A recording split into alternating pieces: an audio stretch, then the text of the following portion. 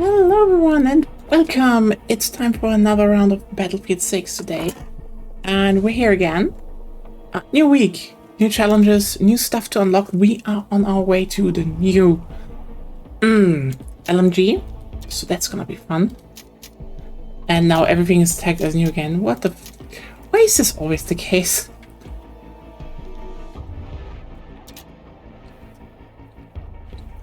Okay, so what do we need to do?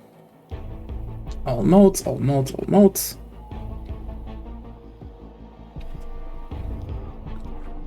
Okay, that's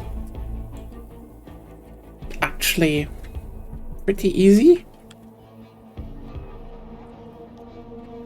Carbines, revive teammates.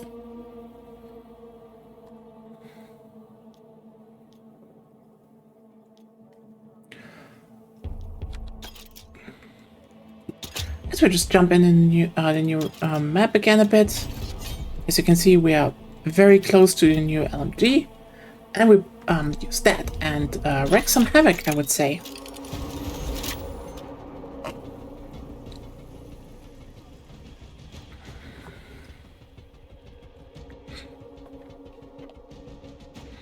We can switch over to some of the other maps. I hope everyone had a good start into the week. And everything is going well. I think daily set.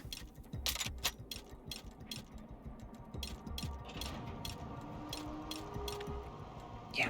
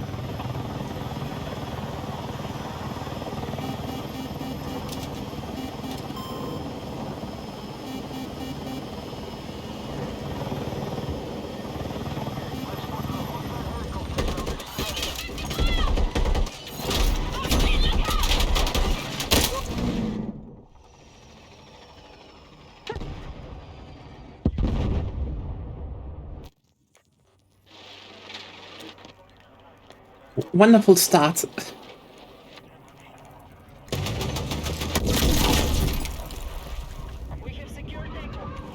What is going on with the helicopters?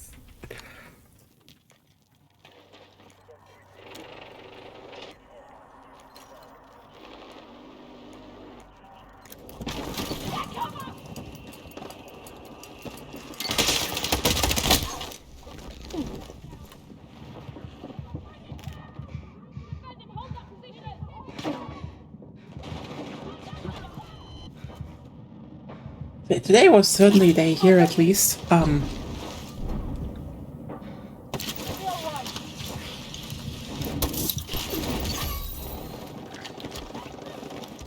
You know those days when something is clearly like off?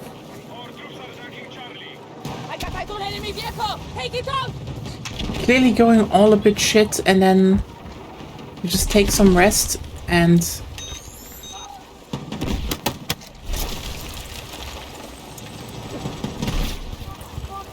then it just kind of works out in the end again. Yeah. And you feel better? Yeah, that was kind of that day today.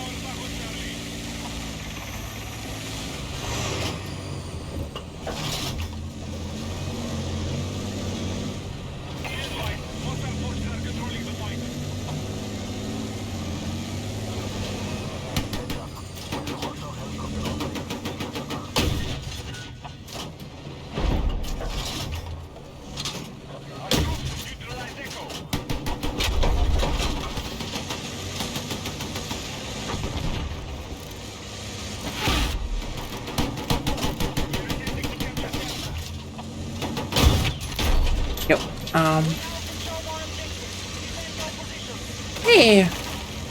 Well. So where are you? Hey, Tana. How are you doing?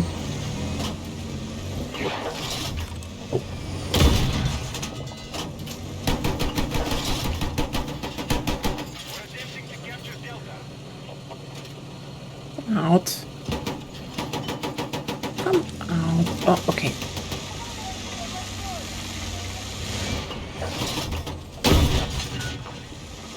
Or not. Yeah. It's,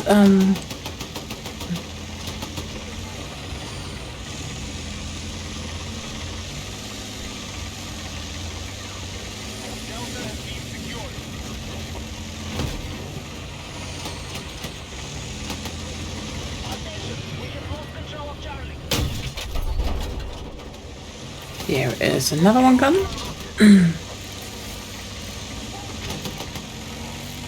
Let's grab A.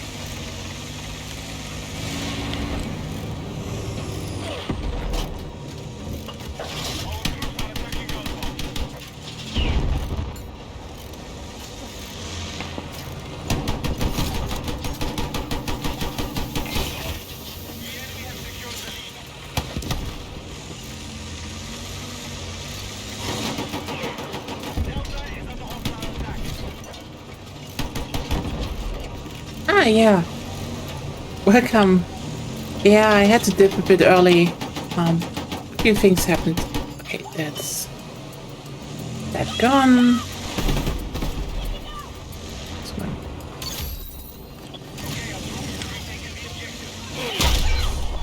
Wait.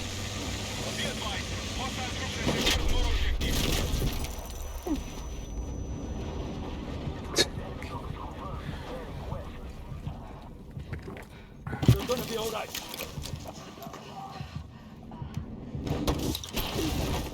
Let's go. Cheers! Thank you! Come on. Take what you can carry!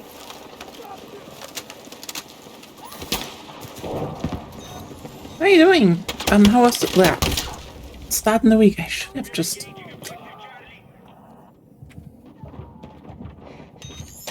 not done that. You have my back!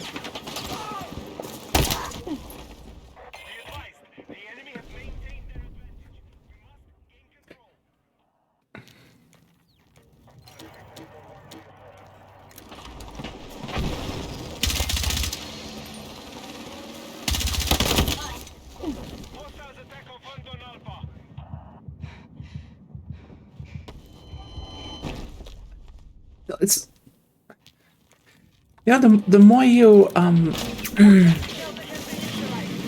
have like the full damage feed, the more you sometimes just think like, oh yeah, right. It's always like a dumb sniper shot that strafes you that gets the health so low that you lose the firefight. Okay, Attack support is needed on the marked objective.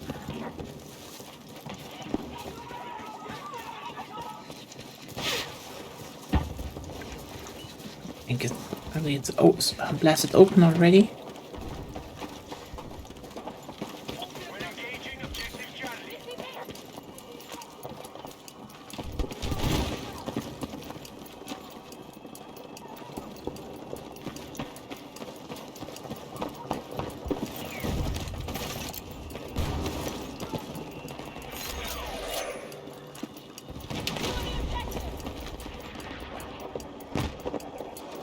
Be advised, enemy attack is underway on board. Today's been better than yesterday. I mean, it's not hard to say that.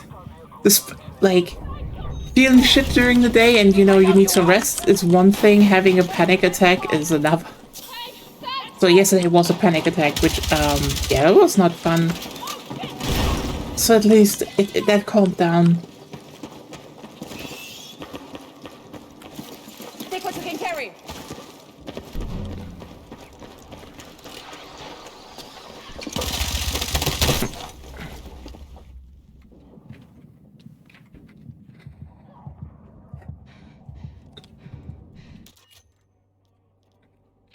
I need to focus again.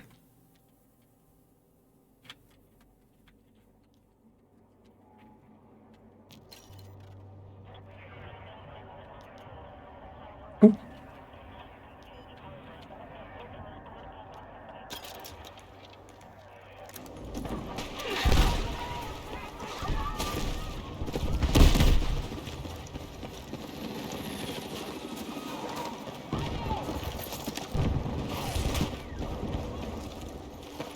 It's been a relaxed day otherwise. Okay, contesting.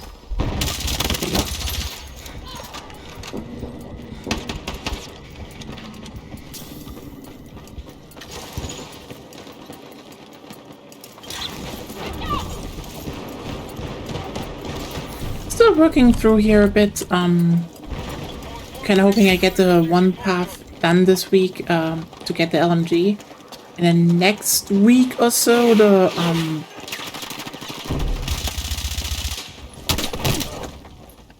there's a new gadget with which you can actually destroy other gadgets through walls and such. And the next map is going to be like an underground meat grinder, so like that's gonna be kind of important to have, in my opinion.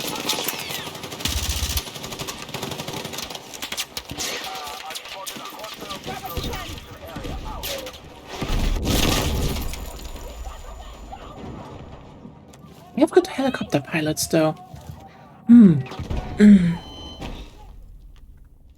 Yeah, otherwise, it's been pretty relaxed.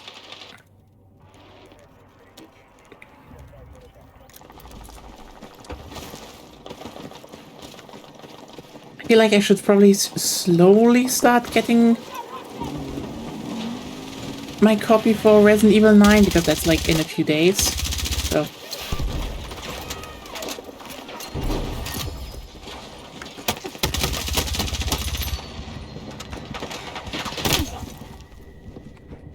You know, nothing big.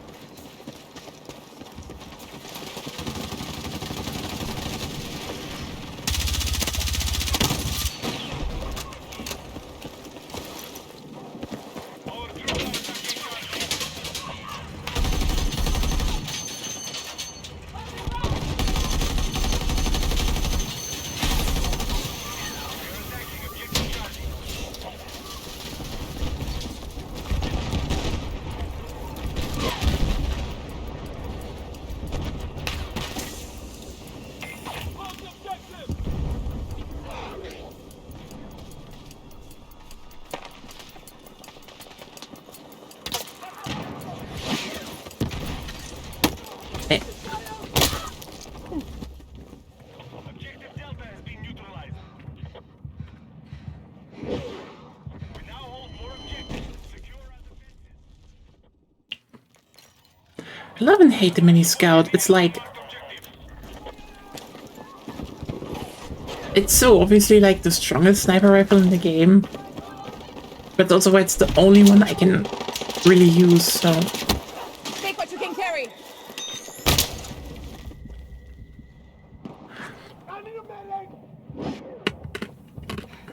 This fucking bullshit. All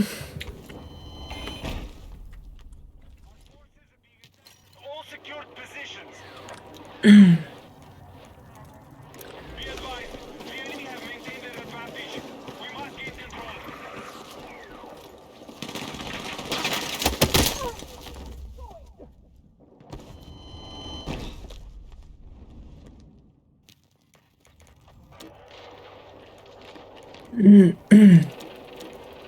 Time to focus. Hostiles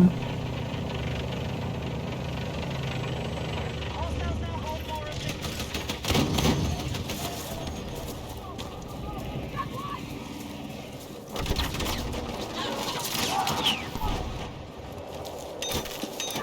Take what you can carry.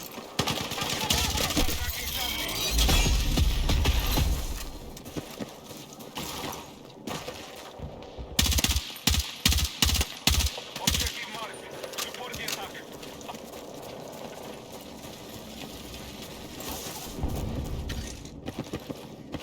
Yeah. And, you know, otherwise I'm sometimes just like...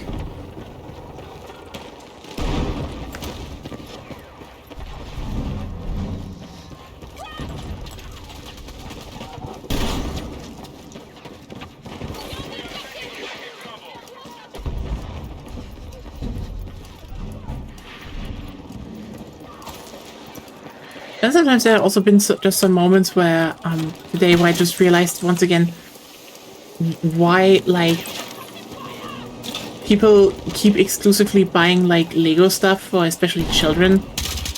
And it's like, God, there's sometimes just way better stuff out there.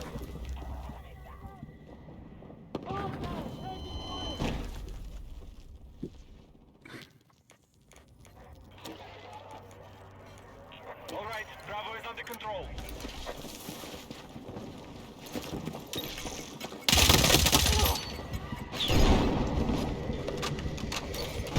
Okay. Okay. Be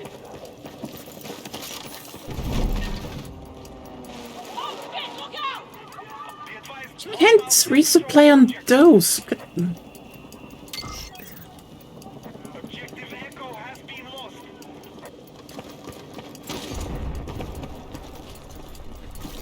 Grab what you can. Okay, Objective Charlie secured.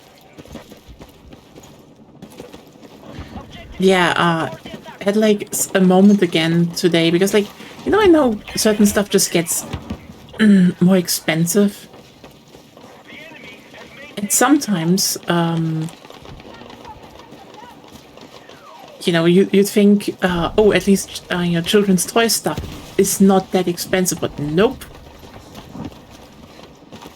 It's just getting pretty stupid nowadays.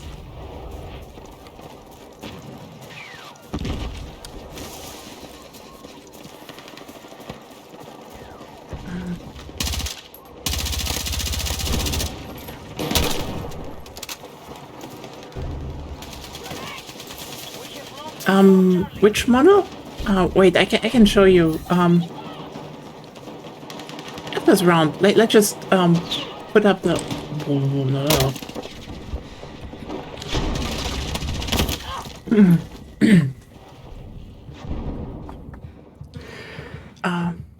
I just gotta put it up later, which is just like, you know, I saw that. I just was curious. I was like, I know people already were like joking on it, and then I just looked up like how much it costs, and I just thought like, he can't be serious.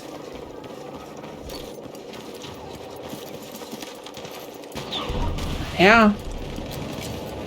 And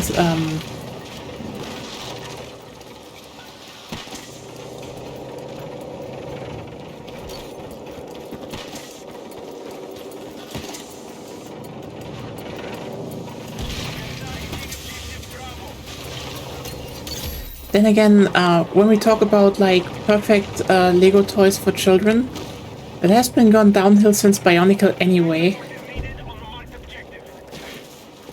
Hey, not that Bionicle was like... I mean, okay, Bionicle was the perfect toy set for children. But they had other good ones. It's just... It got worse. Like, embarrassingly worse.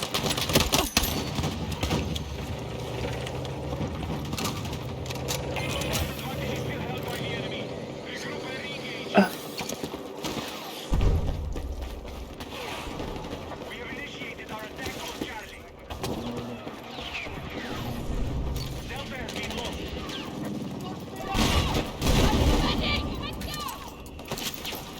Still have psychic damage though from my dad Let's go. describing Gunpla as Bionicle for adults, and like, I guess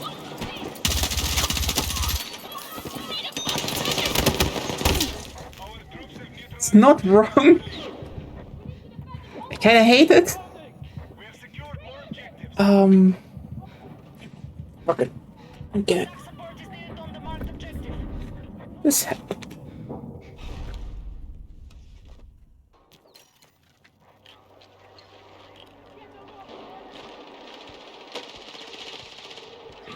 Okay.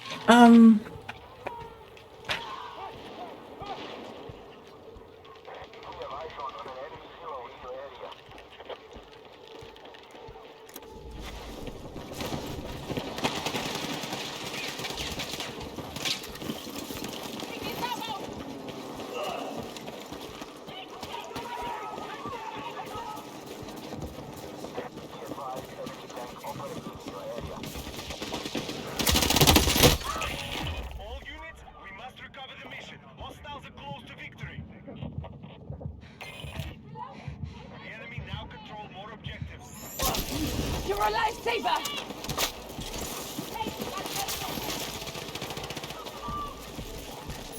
Hold the objective! Our troops are attacking Delta.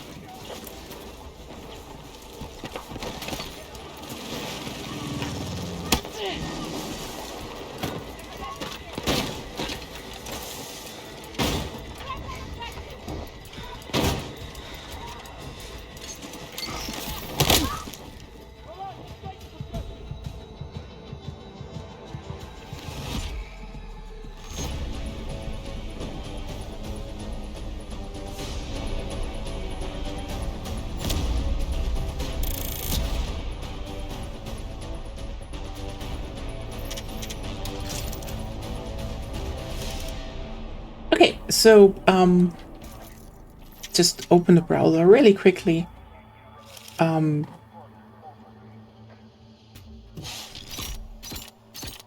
Like, don't get me wrong, they had like ups and downs in that category anyway, but just take a wild guess. How much do you think this train station costs? Everyone chat, just like take a wild guess. That is their new main station set for children. And yes, this is all of it. It's just a very thin silhouette of a main station with one rail in there. How much do you think this cost? You think this is a budget set, right? Again, guess the price. Try to think how much they want for this.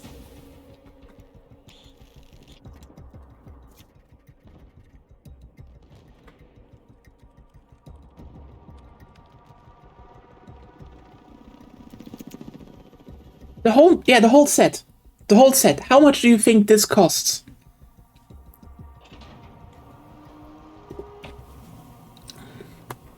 Because this... it's not much, right?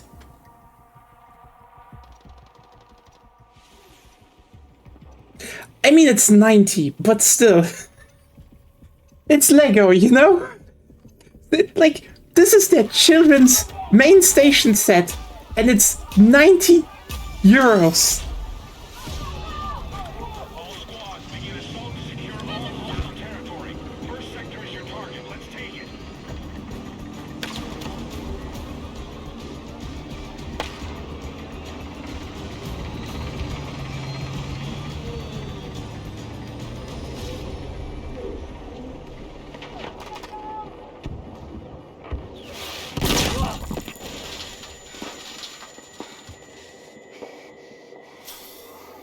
Attack support needed on the Mount objective. Oh no. That one was free. I just made it myself. No, this is the Lego model. It's just like, how much do you think they want for the Lego model? And it's like, damn. That's a fuck ton. And like... no, I'm not remotely an artist. No. I mean, okay, I did draw like back in the day and stuff, but like, no, I'm not an artist. I just like opened the... I opened the program and just like got to work. I kind of want to like in the future get more to a better one. I mean, honestly, the tools got really good, so. But yeah, it's nothing to write home about. I do want to get like a bit of better stuff, so I will like. I do want to like tip some artist friends down the line to get some new artwork. There's a bit of stuff in the work, but like also I'm broke, so that's another problem. Also, technically, I need two, but that's a different topic.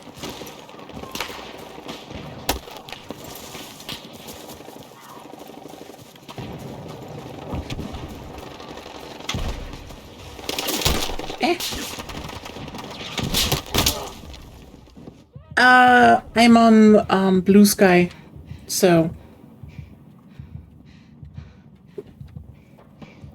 yeah. The thing is, when it comes to like, oh, hey, you want to get your children like a train station? I just like looked over to what the the competition is offering, and like. So this is, by the way, just a very, very simple thing. Like, you can go all out with that, but I just went to like the to Blue Bricks, and they're like, "Hey, we have a modular train station now." That's cool. So you can get like a nice double-tracked central piece, for $40. That's still something, but again, 90. If you're willing to spend that, you can get this for like 60. You slap on like a nice modern roof with signs on here, and you have more station for less money. Again, why do people buy Lego in so many cases still? It's kind of insane to me.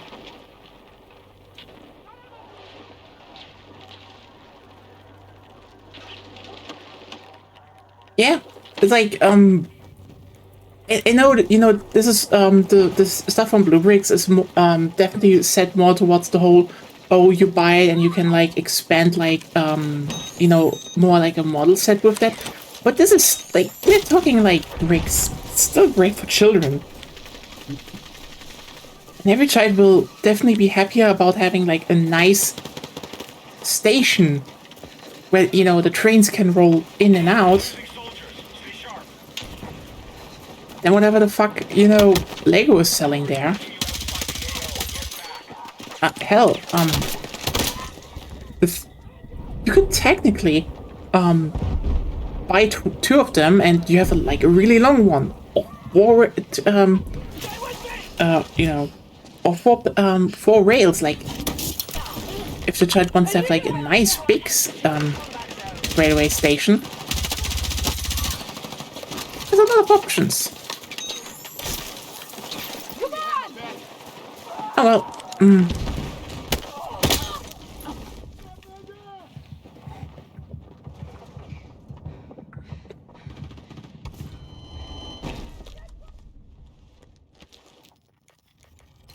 Good luck.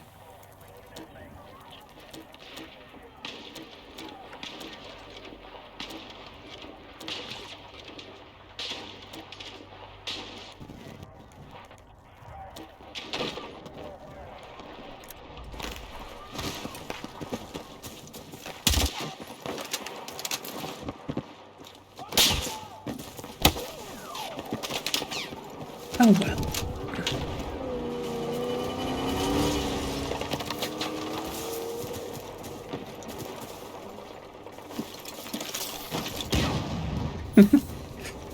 But yeah, this is like one of those things. I feel in recent years, what children can get in terms of toys and stuff, it got worse. Like,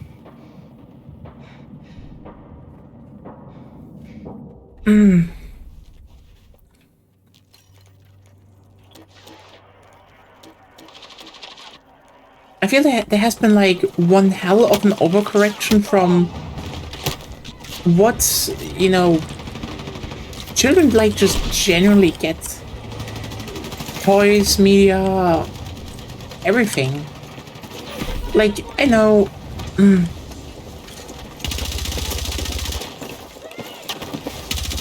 the whole, oh hey, we just have like one almost vertical slide out of metal, and it's like just stone at the end, was maybe not the best building technique for playgrounds, but having no slides,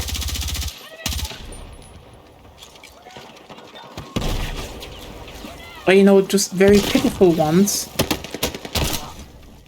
and all of that, it also kind of sucks, you know?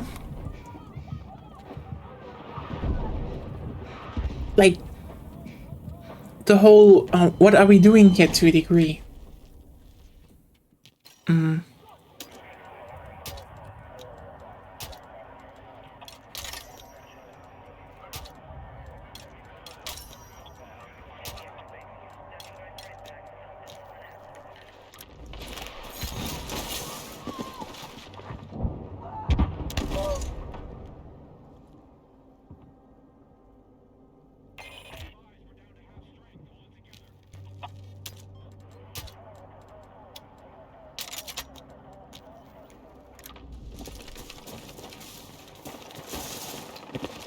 Okay, let's actually start advancing a little bit.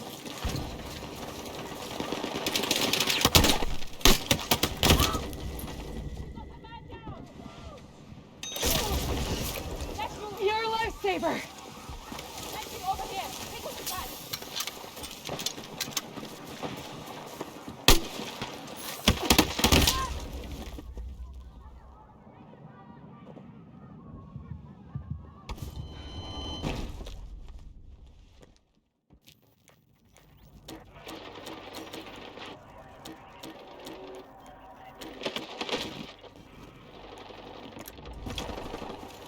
Where's the tank?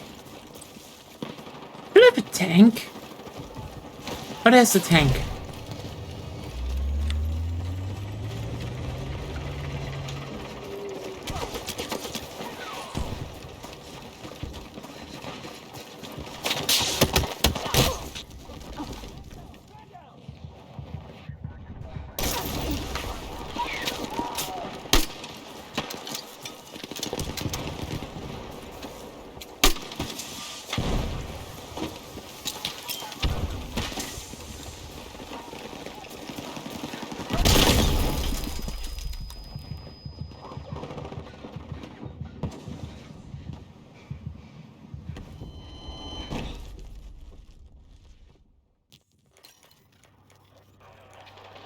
I'm over here. Take it. I need help. Get the dirt.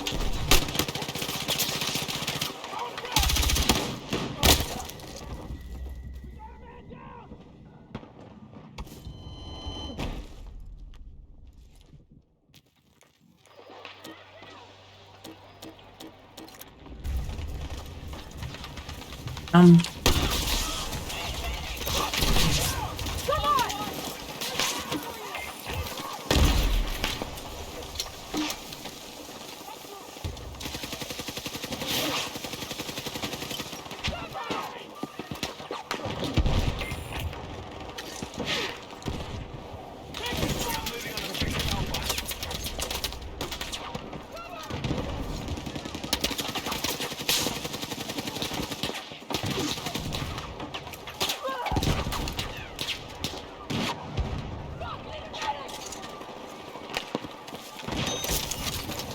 Let's go.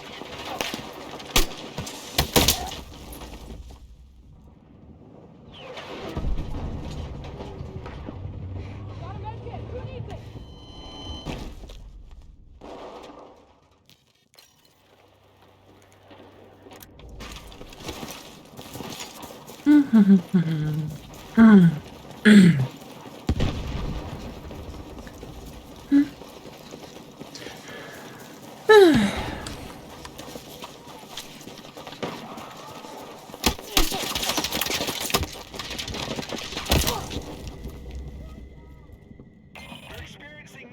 You like... We must stop our losses. Actually, that would be a very fun gadget to have, now that I think about it.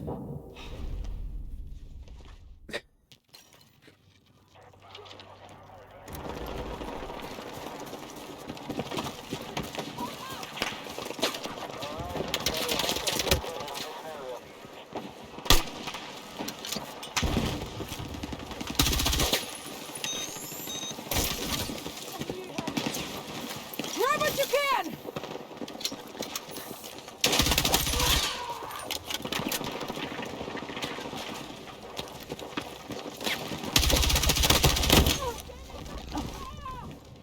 So, I just realized,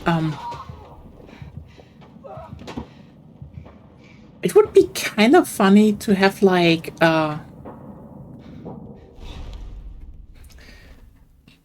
okay, so basically, how about smoke on range? And I'm like, how should you do it? And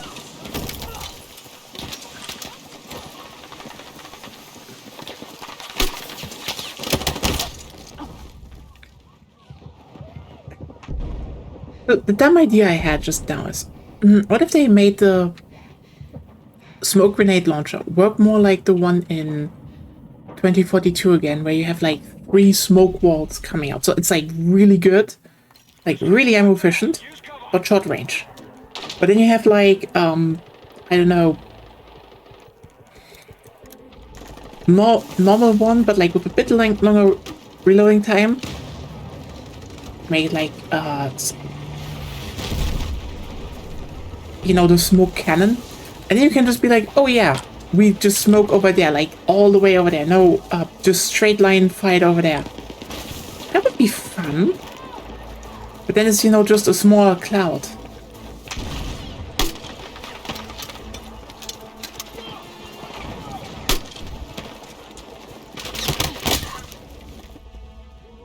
That would be one of those, what do you want to use? Like, that you can put some stuff down long range and maybe annoy some snipers? Or do you want to, like, smoke everything short range? That would actually be kind of a cool idea now that I think about it. Yeah, this tank isn't doing anything. Also, I kind of feel like a Bradley would have served better, but eh.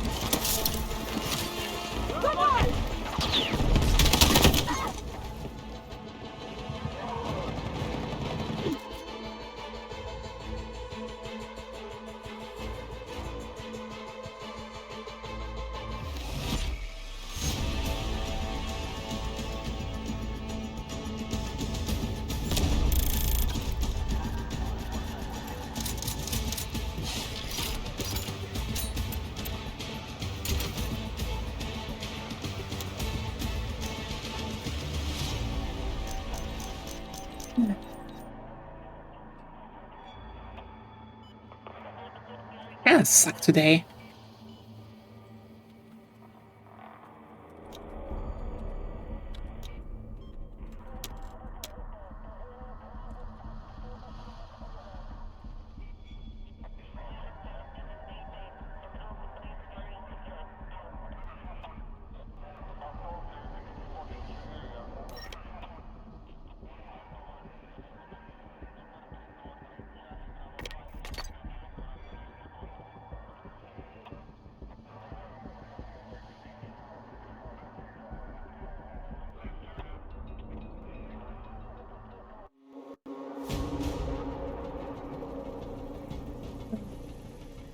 Otherwise, oh yeah, I tried a little bit, looked a little bit through the Steam Next Fest, and I'm like, I don't know, there doesn't seem to be much, maybe I haven't seen it, but there doesn't seem to be a lot of interesting stuff going on this time.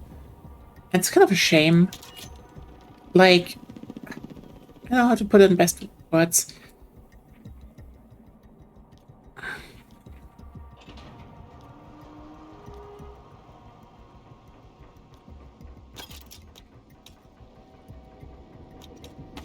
I quite literally, you know, looked at it and was like, oh, some interesting stuff, some okayish, lots of meh.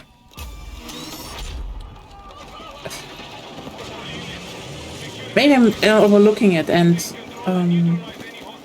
I tried a few now. Underwhelmed is probably the best word for it.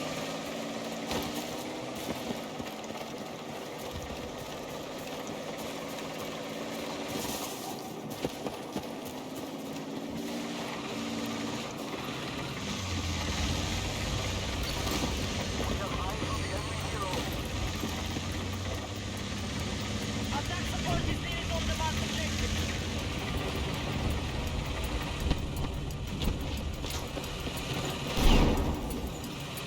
Our troops have secured Echo.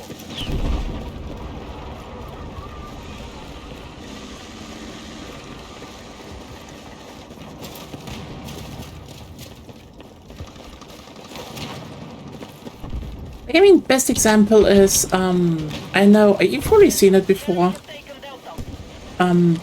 Dench attack or so. I think Dench attack is how they say it. It's just, it's the whole, oh look, you drive a train and make funny tricks on it game. And truth be told, I also thought, hey, this looks fine. So, you know, try the demo, and turns out I just really fucking don't like it.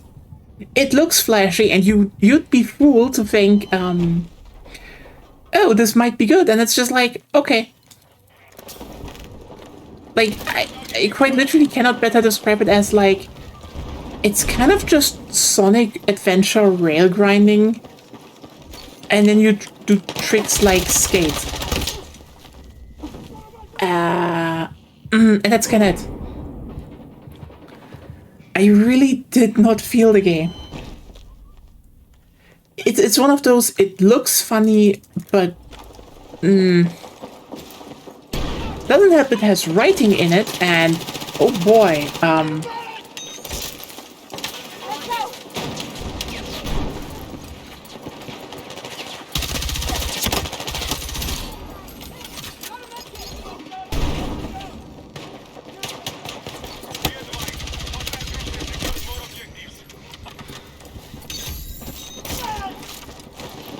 I don't know how to put it in better words other than the writing really felt like someone, you know, only knew Initial D through the memes.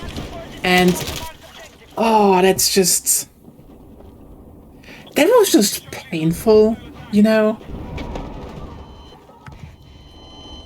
Like the whole, haha, here's an underground train racing scene, and you just sit there being like, that's not funny. That's legitimately not fucking funny.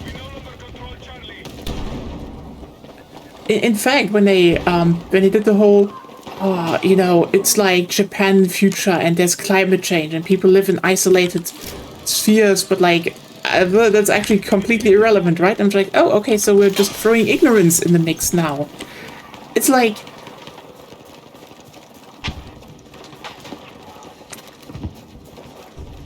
you know, even the silliest shows, okay? Shows can be silly because they usually try and take something that we know, you know, from real life or just in some concept, and turn it on its head. They do something different with it. Like, for example, one of the best examples is, like, if you ever fucking played any Hideo Kojima game, which is also, by the way, why they will never be able to make a new Metal Gear Solid game without him, because it's a problem. Metal Gear Solid is not a Konami game as much as they try to pretend it is. It's a Hideo Kojima game. You basically need someone on the same goddamn wavelength as Kojima to even attempt to make a similar one. And the reason why that is the case, you know, compared to Castlevania, so is simply how Kojima uses narratives. And also how, you know, you can very clearly see how a lot of people are very ignorant about what he does. Because they, for example, are like, oh, Kojima uses like weird science mumbo jumbo, or, you know, explains things in completely absurdist and over the top ways. And like, that is true. But like, if you ever played, you know, Death Stranding and realize, wait, they're just like overcomplicated explanation for like normal things. This is the case because the whole point of Death Stranding and a lot of his work is to take the normal and make it feel abnormal. It is there to create a sense of uneasiness in people. That's like a key part, like, and also why, you know, he makes actually very effective social critiques, because like, let's just be clear here, Death Stranding is an Empress story. It's quite literally about, you know, parenthood and pregnancy, etc. But who's going through it? Norman Reedus. And the way, you know, he changes stuff is like he puts things in the abstract. But, you know, because he wants you to confront, because he wants people to confront things they think they know how they work out and think how easily they could be different. It is a form of absurdism to a degree. And that is cool. That's really great, honestly. That's, I think, also why it resonates with a lot of people, even though they might not even understand the finer details. The thing is just, if you want to make a parody and you do not grasp why they, like, that's the thing. Parodies only work when you grasp the ideas behind tropes. That is, like, you cannot start deconstructing a genre if you do not even know why the genre is doing things. Because if you then just, like, hand wave at stuff, you're just ignorant. Simple as that, actually. Like, yeah,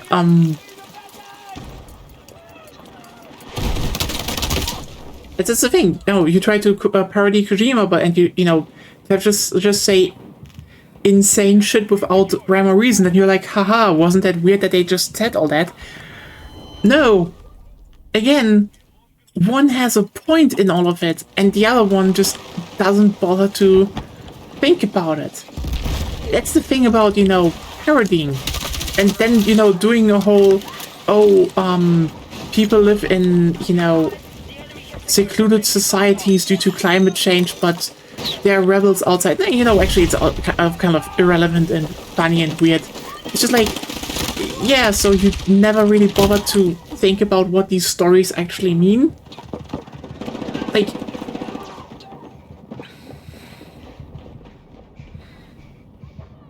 I mean, you know what? I think I kind of hate this even more now that I think about it, because the new Digimon series is currently going out, and guess what? They're kind of doing exactly that topic. And it feels really fucking ignorant to see a game that just does the whole, whoa, who cares about that, actually? And it's like, I don't know. I kind of want to have shit in games have meaning, and hand-waving that with a ha-ha-ha, who cares attitude is just, again, ignorant. It's just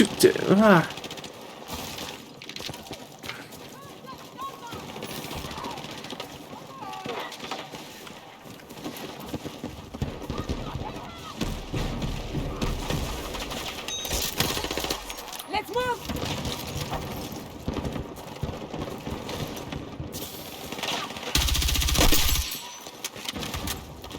Like, yeah.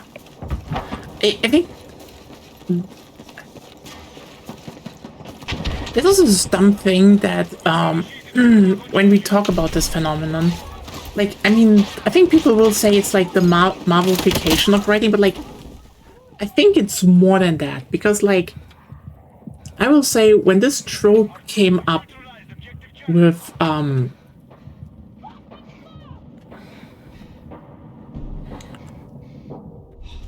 you know, especially with like Guardians of the Galaxy, okay?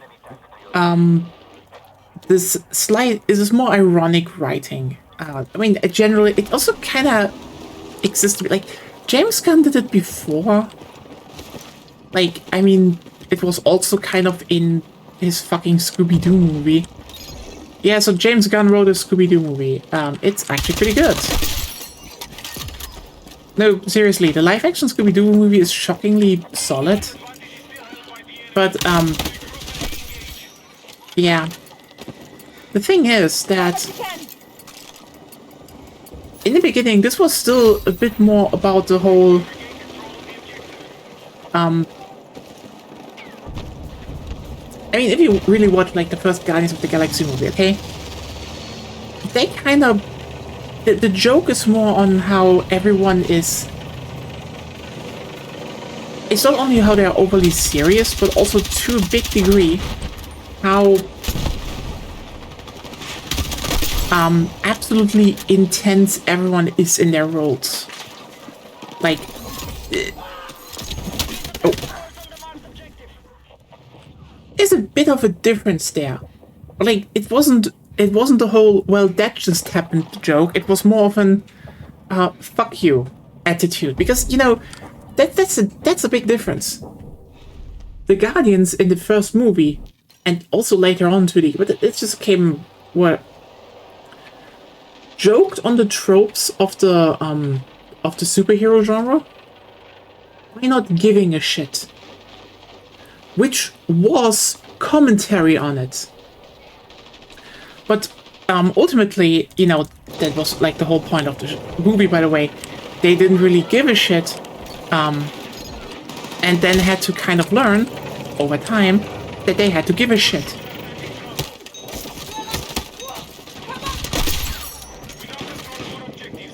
That's the whole point of the movie.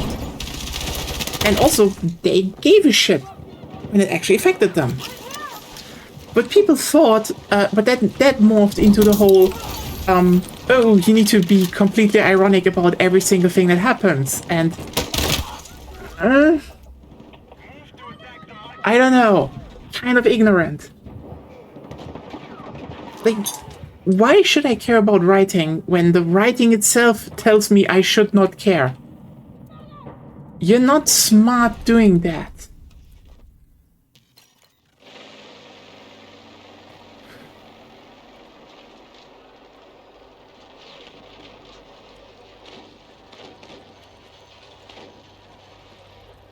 I feel like they are slowly changing that again, but who knows?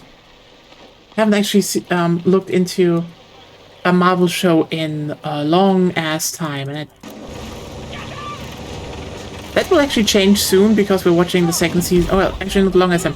We will watch the second season of Daredevil because that one is good. Take what you can carry.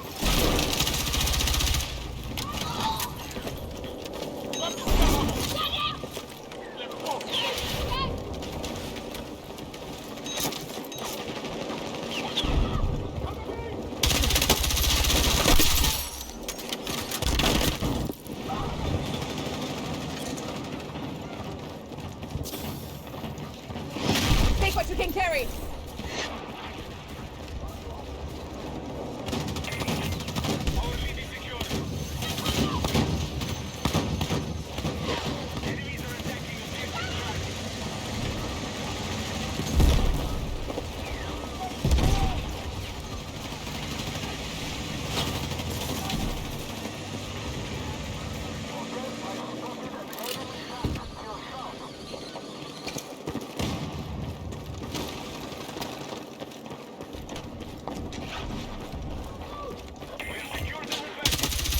But also, I think one of the big strengths of Daredevil, like Born Again, is when they're doing the whole,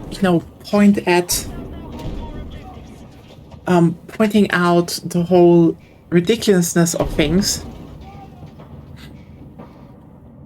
they're making it a lot smarter because, the biggest dissonance is between the whole pointing things out joke stuff.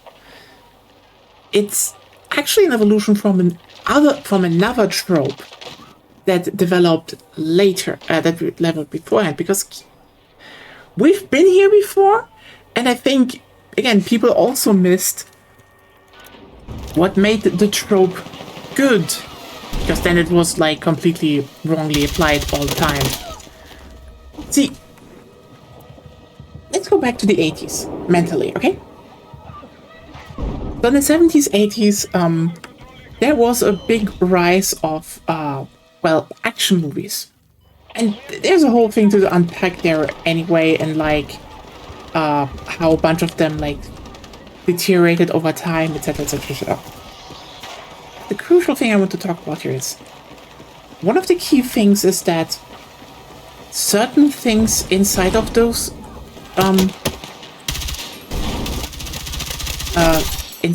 movies repeated.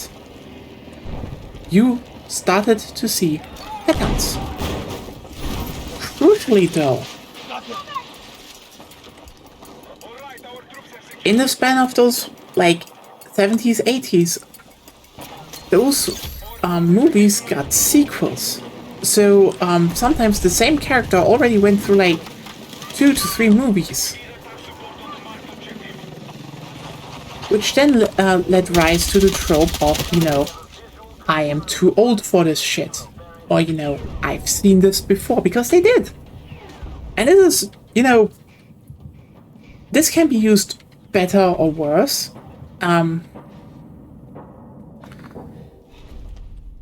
Because, like, some characters just fit this joke definitely better.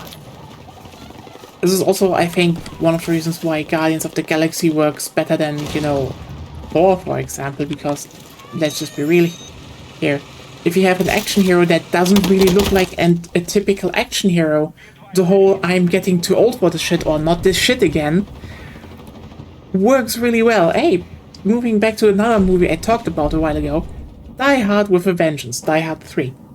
At that point, when that movie dropped, like, in-universe, John McClane had already gone through, like, 2 major hostage situations,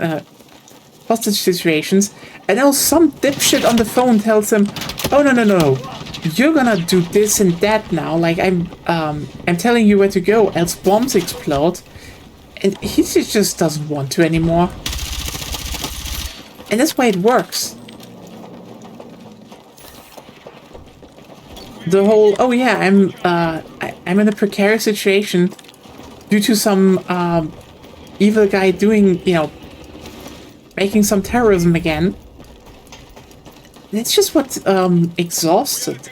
And that's funny because, it keeps the mood up.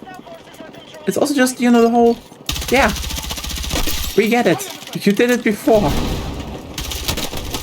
It's probably not nice. And then it also got, in the later movies, turned into I am too old for this shit just because, not in the whole I've seen this before thing. Did they make a one even? God. And I still saw the 4th one in cinema with a friend. We were just like, fuck it. Why not?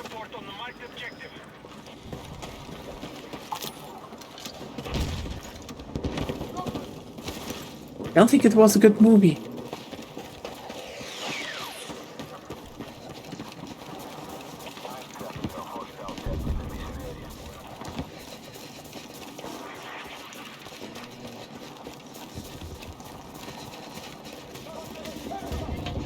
I do remember though, it had like a whole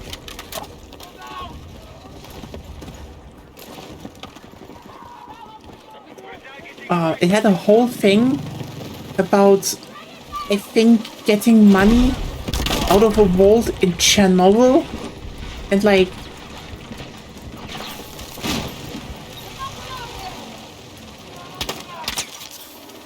yeah, I don't know. I mean, Let's go! you know, the irony about this is that they forgot how to subvert their subversion. You know? Like, one of the key things is, if you have, this whole running theme, okay?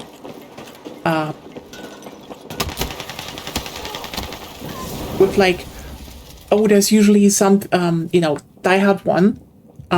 They just, you know, they say they're just typical terrorists, but they just want to rob a lot of money. Die Hard 2.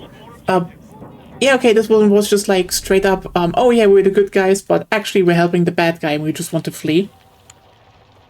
Third one. Oh, he's just a terrorist out for revenge. Actually, it's just a ruse to get more money. The thing here is, they already did the call out. That was the third movie. They went and said, the evil guys in this universe are about the money. Like, the whole terrorism is just like a front thing for them. Okay, if you didn't go and make another movie, maybe even two, where the whole point is, oh no, they say it's about something higher, but and relevant, but it's actually just about money. You fucking blew it. You killed it. The joke at that point should be that he assumes it's about money, because, you know, that's what he started to kind of expect at this point. But, you know, it should not be about money. Anyway. I don't know where I want to go with this, but, like, I fucking hate it when a game just, like, is just throwing shit in because, you know, it's the whole, haha, these types of stories have these elements, but it's kind of irrelevant anyway. It's like, fuck off. Fuck off. I hate that. I just hate when, you know, games, like, writing just doesn't give a shit.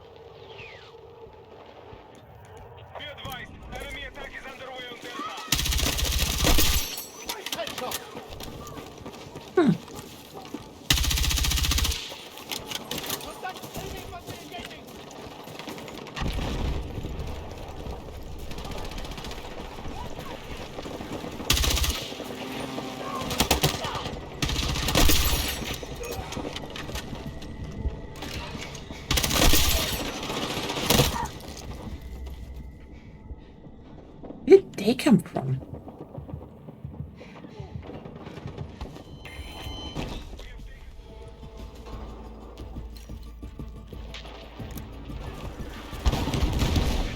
We need attack support on the marked objective.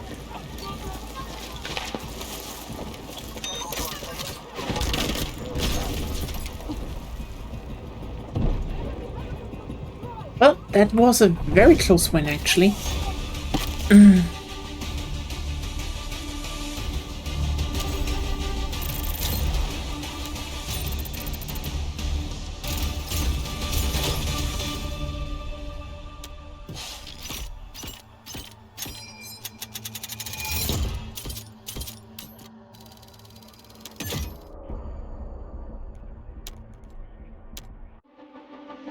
We go into another playlist. We've seen enough times. So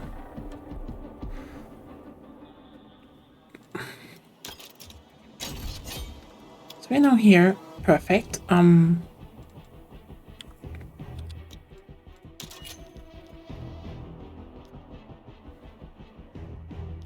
more with a one more with a carbine.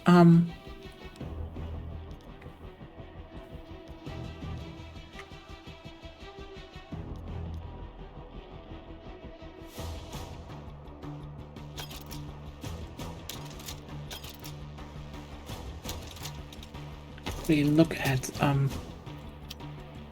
the new LMG.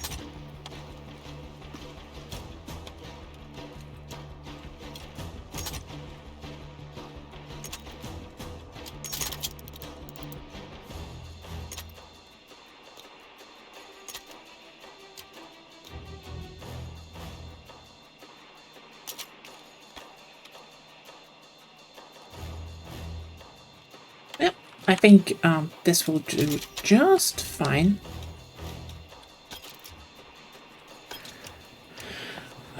Where do we want to go next, actually?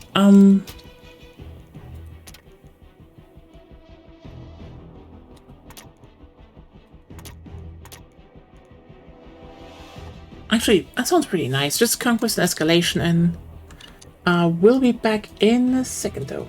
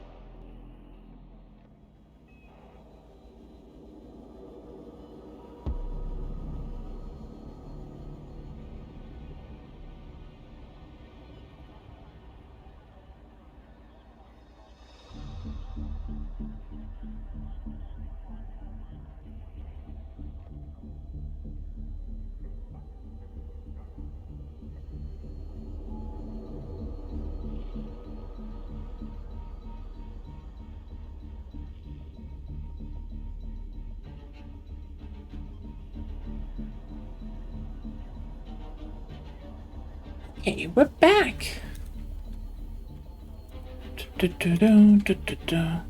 And crashing? No. Let's do this. Let's just throw in some normal maps. I've been in Bavaria long enough. Ooh. Back to California.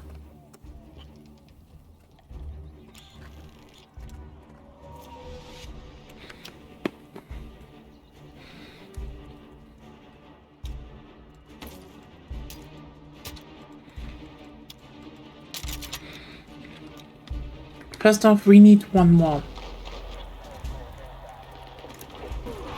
All squads, move out for attack. Take control of the objectives and hold ground.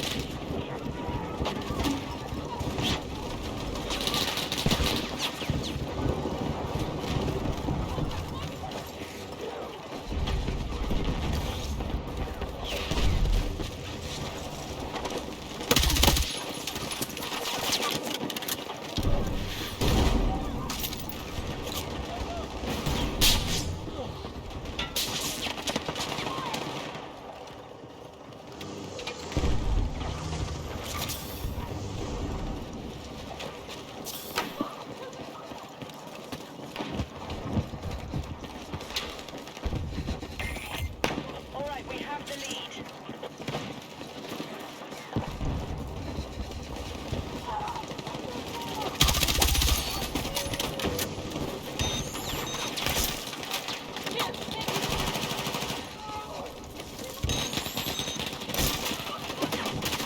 Okay. Oh, wait.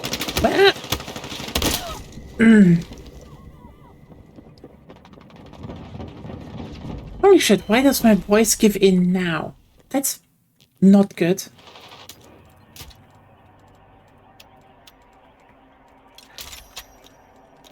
Anyway, new LMG, let's do this.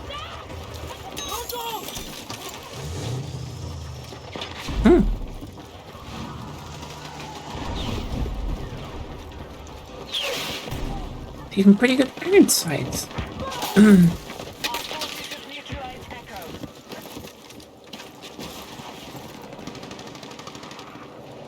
Heads up! Hostile vehicle!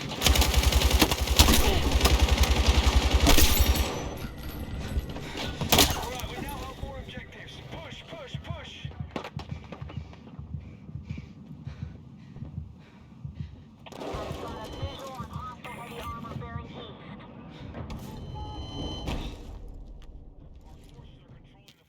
Keep pushing.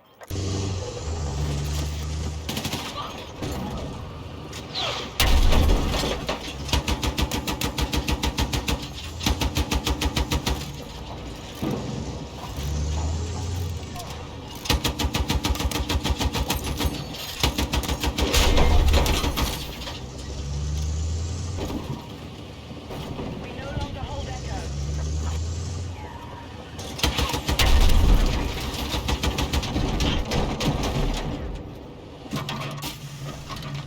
Fucking Costa! Get to my position!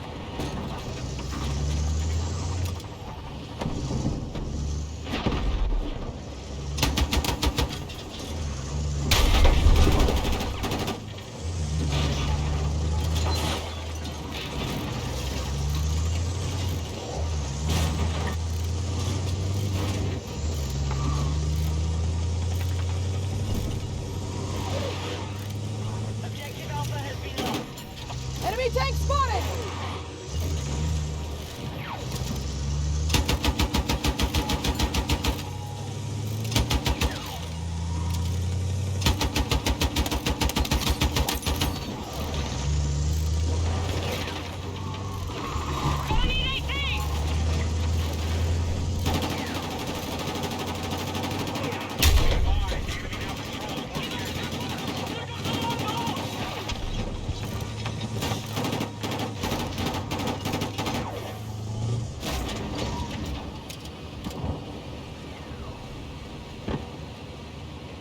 Move to attack the marked objective.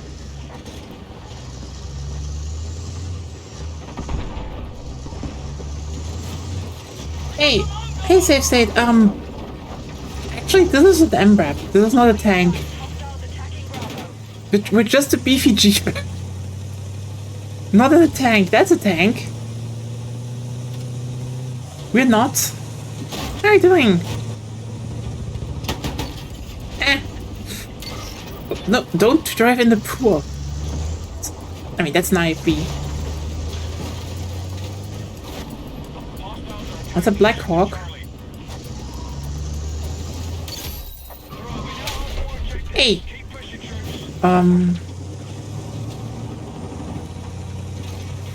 My knowledge of warfare has failed me. Sun Tzu would be disappointed.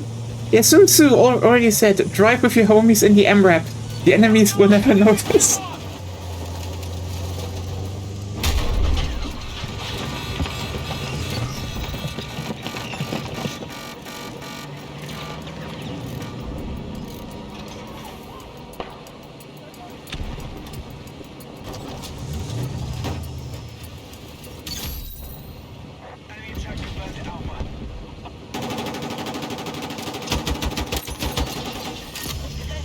Honestly, since we were talking about like joke games on Steam,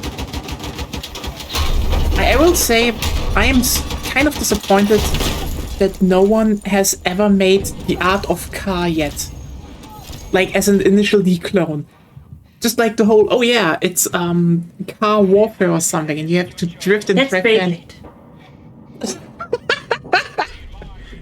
What? That's Beyblade. No? Maybe? No, wait, I hate that. I hate that. Sorry. It is Beyblade. Beyblade Season 1.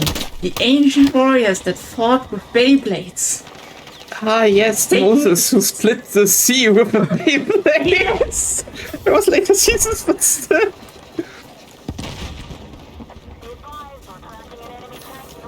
About the initial DM, okay, why can it never leave Japan? And again, not enough initial DMs are outside of Japan, so that's a problem.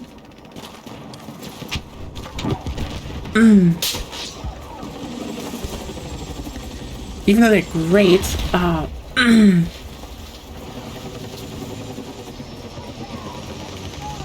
yeah, there, MRAP time.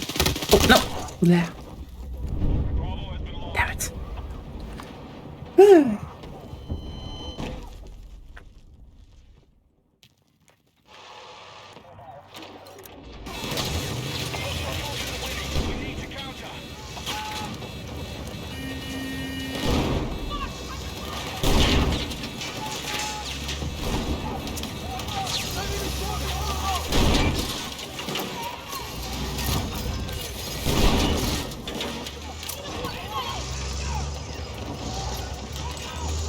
Oh yeah, thank you.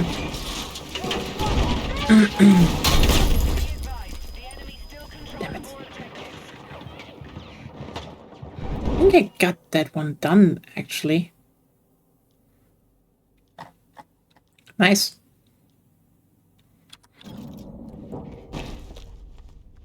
Our company is very protective of... Yeah, it's so weird.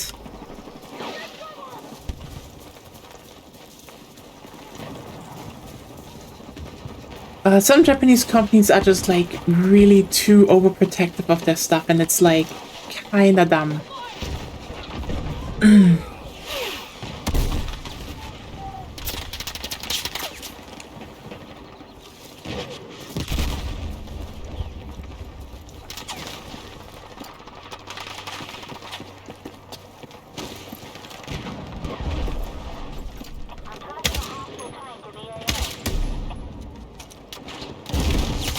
Kind of reminds me how how's it called, like Sega was also like totally overprotective of Sonic until like one guy went up and was like, listen, you gotta embrace the online community a little bit more. And the whole resurgence of Sonic would have probably not happened if not for Sega being like, maybe we should try being a little bit more jokey about the whole IP. Thanks. Okay. But the irony is that they're now kind of walking back on that. So like,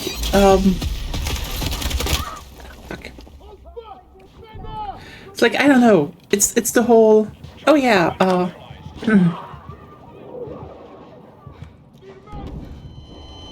But also I feel like, yeah, Sonic is then not really in the really that much talked about anymore, which is a shame, but expected. Oh.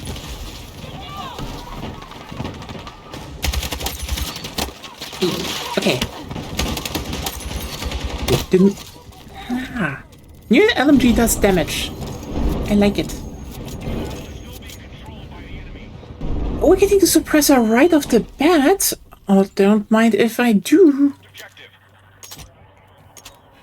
Suppressors are the best, especially when you can just put like big suppressor.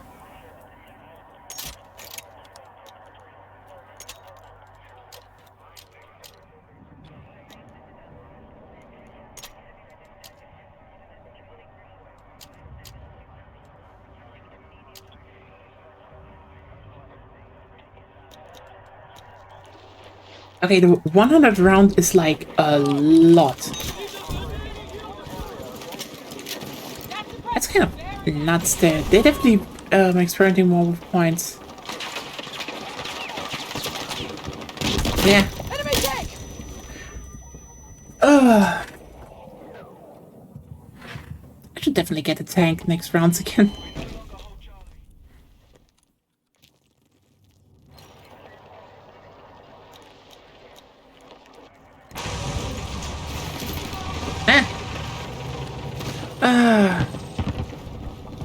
Yeah.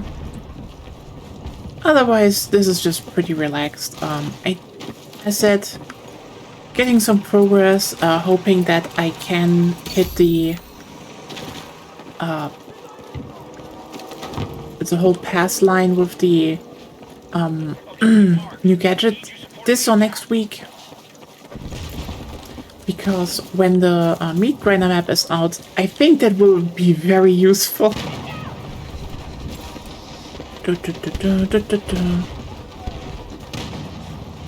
Yeah, how has your tour through Steam Next Fest has gone? I only found a few that interest me, and it's, you know, it kind of sucks when you start with a game and you're like, oh god, I don't like it.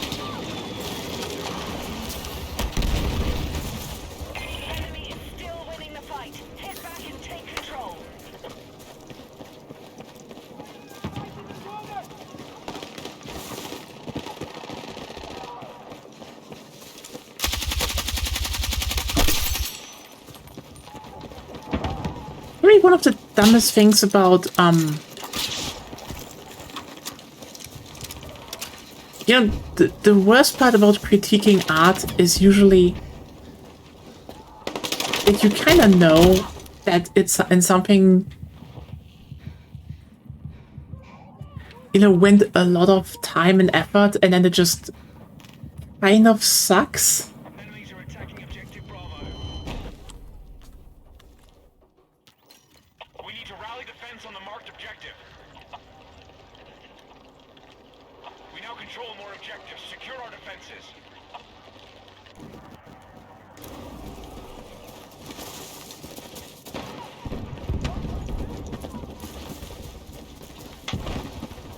Then again, some other stuff is just... They stole the tank.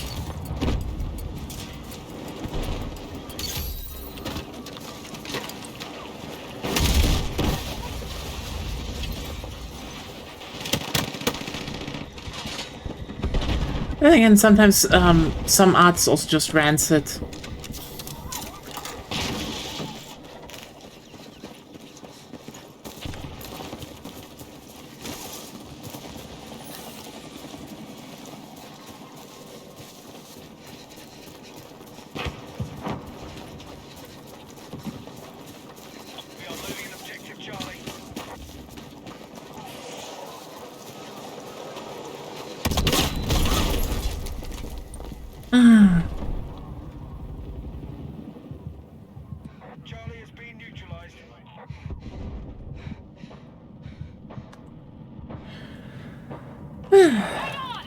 Let me just take a small look.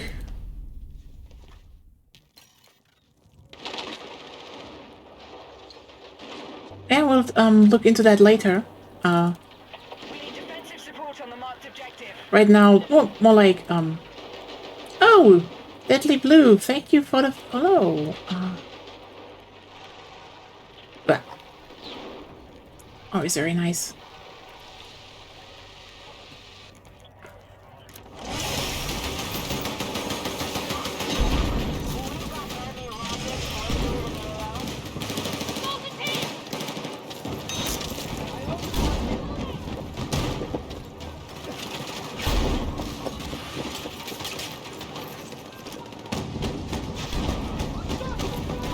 Honestly, I really like that this gun has a good iron sight.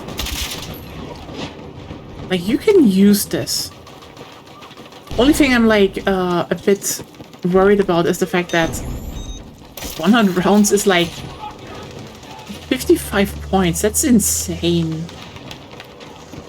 It's like over half the budget just like on ammunition. That does shred well, so... That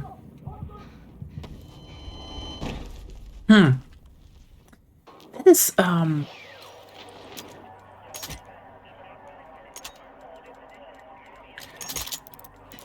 that's something to think about, like...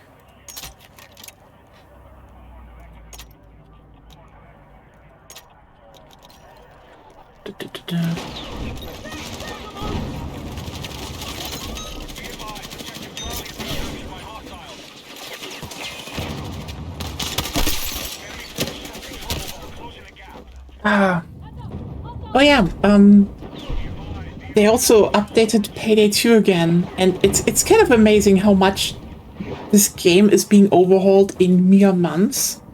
Since Overkill just like, well, you know, Starbreeze it's now, just handed off the reins.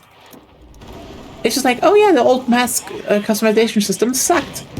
Here's a new one. Like, oh. Oh, okay.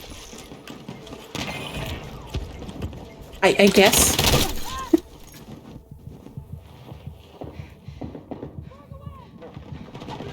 Kind of incredible.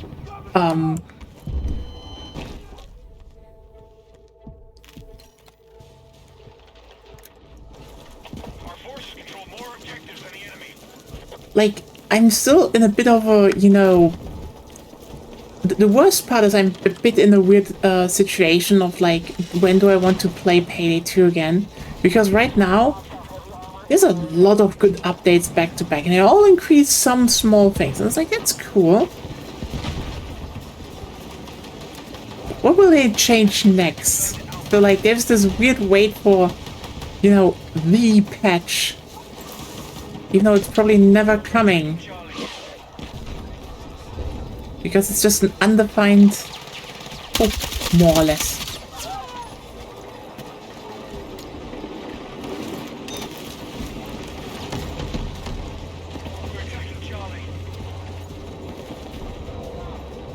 Dun dun dun dun dun dun dun dun.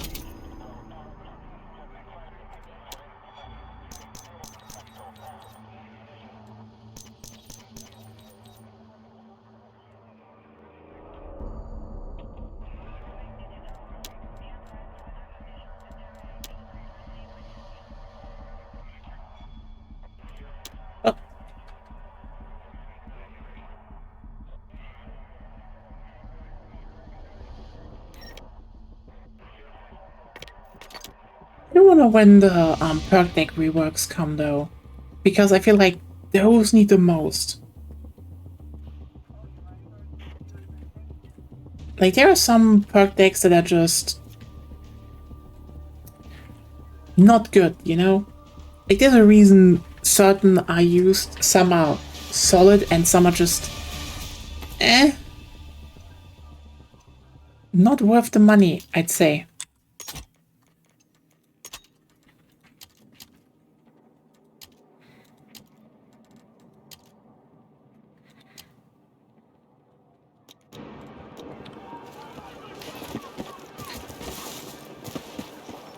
Yeah. Move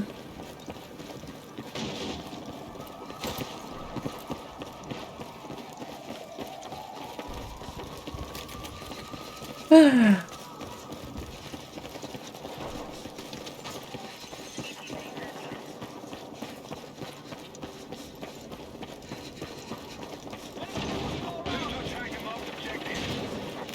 We need to hold the area.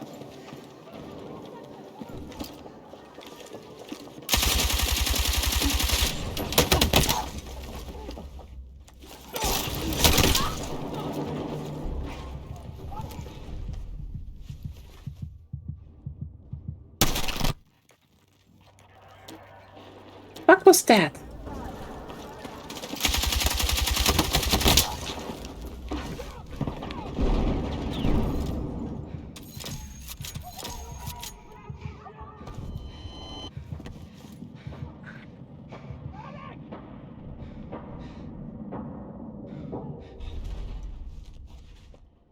I am. There's also some interesting stuff that developed in this game right now. Like someone actually went and used Portal to just rebuild Wake Island. I know how well it will play. But I can feel it probably popping up in the Portal rotation soonish, so it's going to be interesting, honestly. Then again, Wake Island was now officially mentioned in the game. So I don't know what that means. Could be anything. God, I would fucking love to have Wake Island again. But that's me. Hey, nowadays the some people have started consensus that some old maps were just always bad, and I'm just like, lol.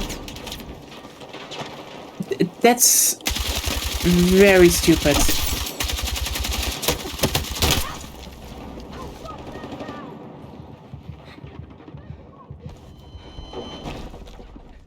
Like, listen, I know, you know, should not always make a new game full of old stuff. Except, you know, as an, you know, when it's like a special occasion or so. Hostiles are attacking objective Charlie.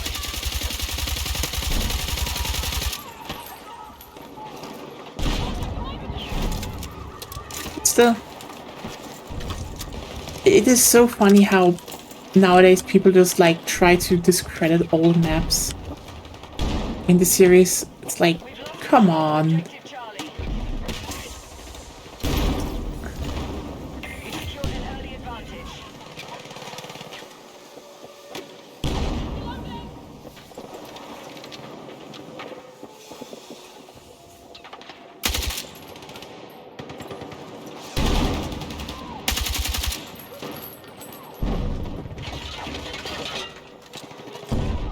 We got them on now.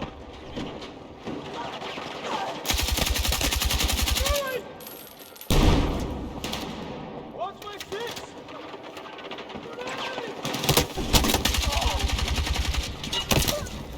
Be advised, the enemy now controls more objectives.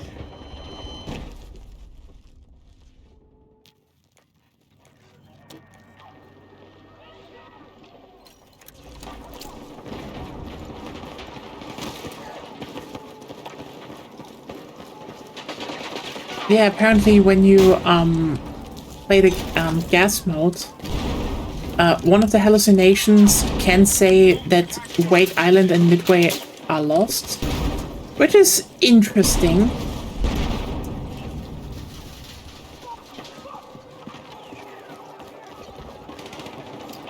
Like just name dropping two old maps there.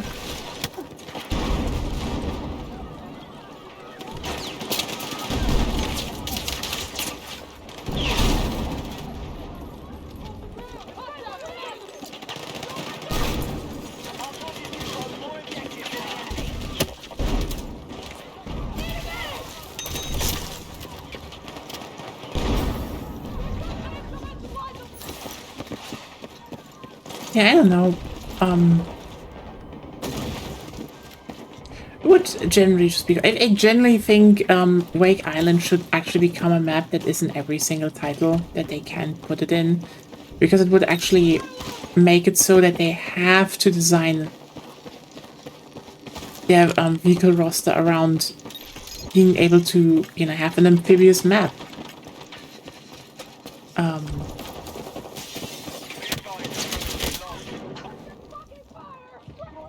Yeah.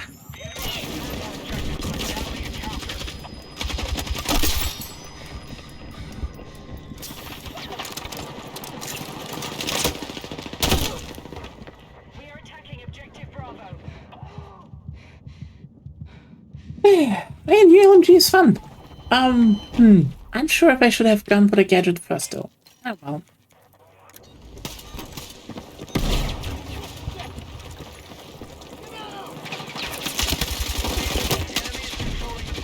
Stay strong.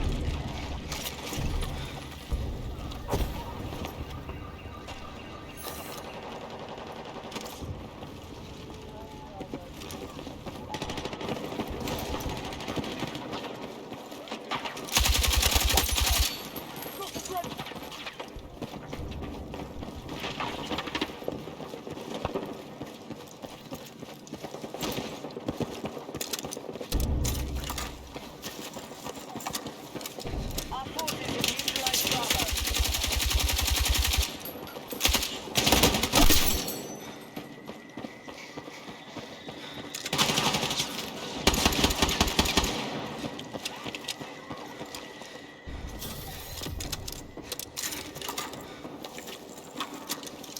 I definitely need the faster reload one though. That will be mandatory. We have secured more objectives. Let's hold it.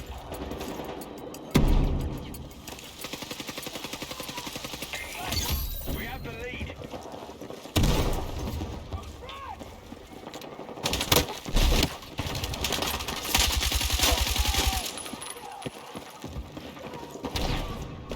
This might be my favorite LMG so far. I mean, except the MS-27 IRA, but like, that's the DRS IRA. That's not a fucking LMG.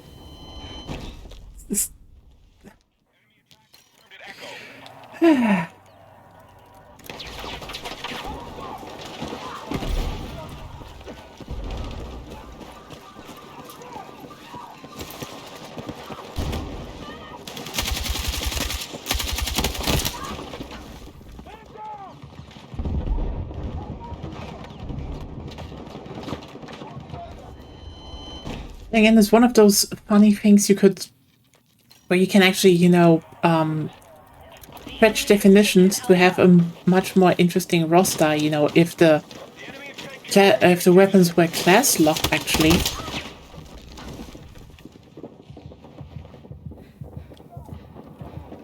Because the DSR is just like an assault rifle. Said this before. It's just a funny thing that it quite literally is only in the you know, LMG category because, well, the Marines don't give a fuck. It's quite literally the reason.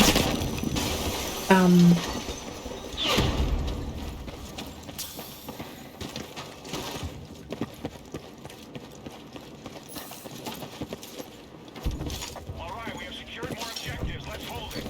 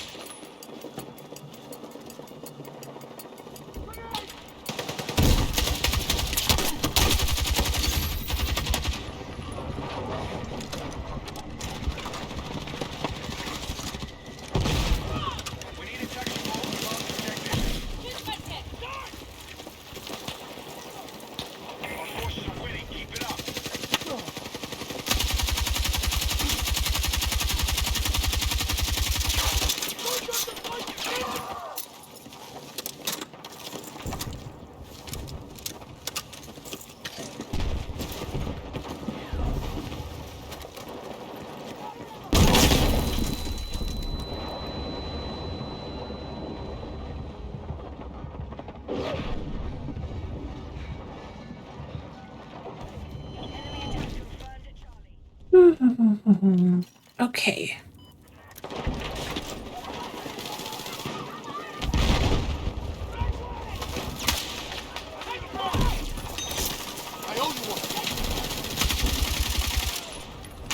Yeah. Very interested. Very interested where this will end. Oh, God damn it.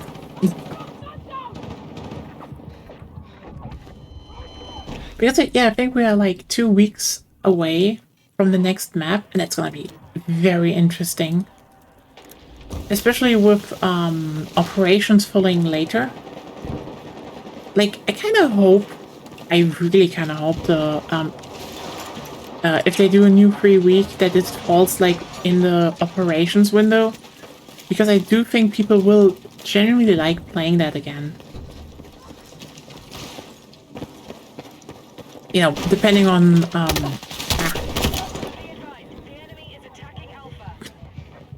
depending on what they actually put in there. If it's like even with intro movies and everything, that would be great actually.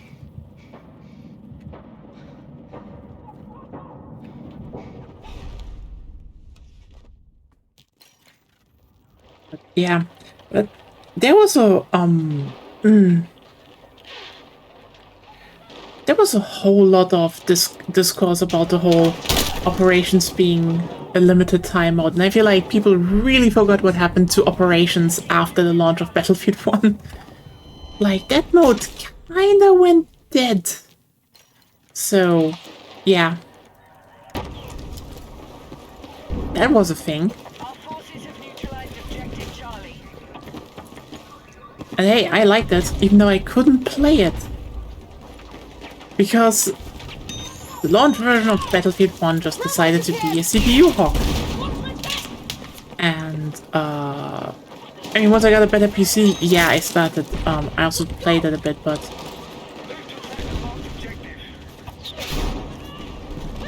I kinda hate the fact how much, how Battlefield 1 is probably my least played one. And I know, you're probably all like, but wait, I heard it's like one of the best, and like, Let's go. Ooh, there's a whole lot of things to unpack here.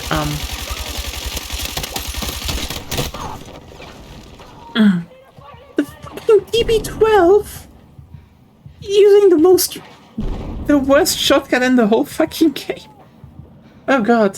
All call signs. Listen in. Mission is still on track.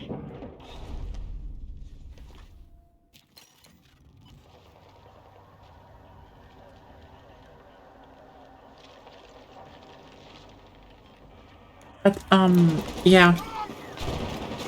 So everyone who doesn't know the thing about operations, the idea is amazing.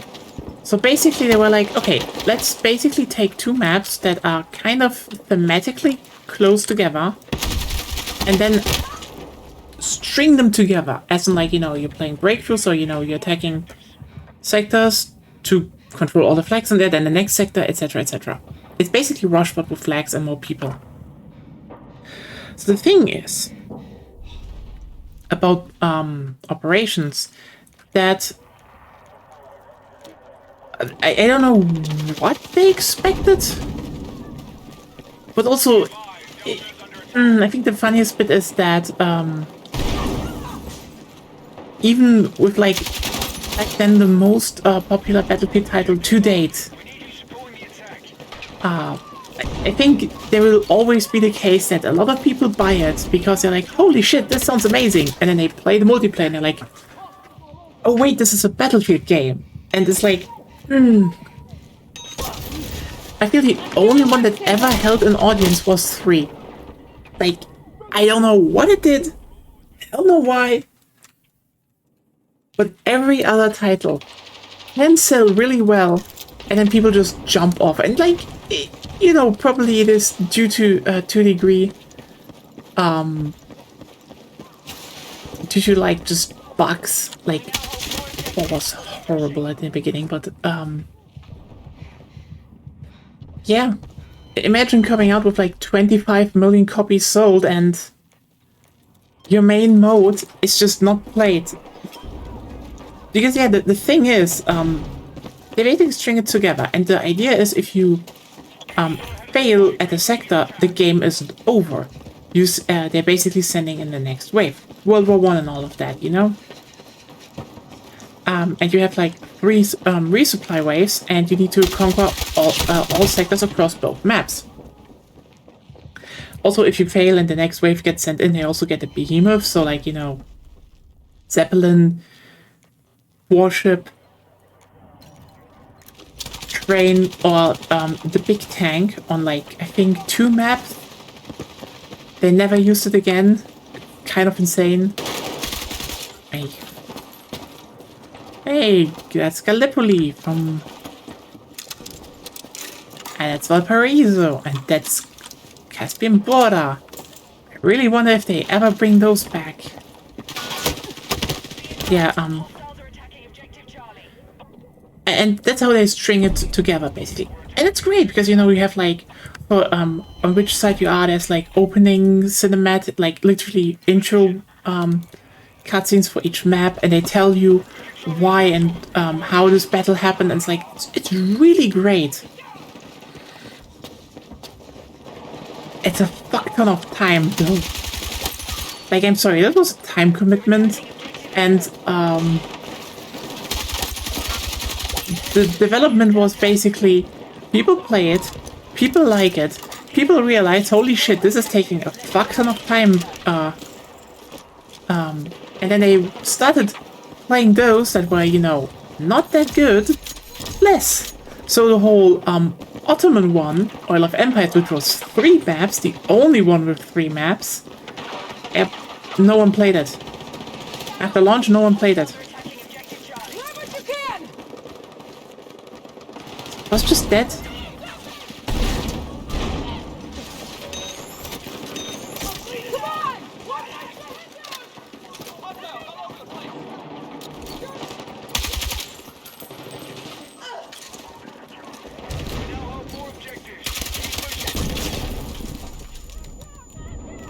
But also then you have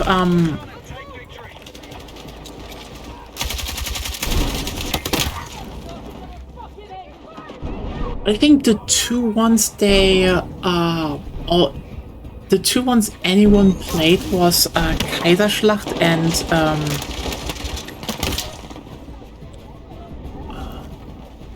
Beyond the Wire. So like the German offensive of 1918 and the American offensive of 1918. Those were the 2 ones that were played. The rest? Nope, dead. Ottoman ones, dead. The Italian-Austrian one, dead. Our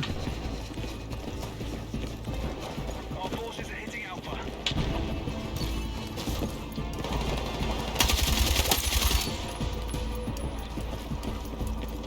And don't get me started on the DLC ones. The 2 French ones, dead. After that came out. And like even faster. The Russian ones, fucking dead. And I think the Russians had like 2 or 3. I think 2 just. But like, yeah. I really just had to write 2 maps were just not used for anything.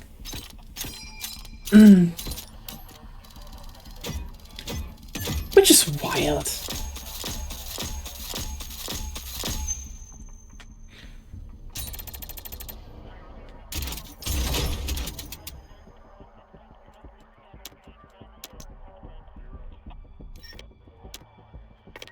Yep. So the fact that they said, oh yeah, we're just, you know, we're just making this a limited time mode, made me just go, yeah, the more I think about it, it's not a dumb idea. It's like, at least people will play it, so...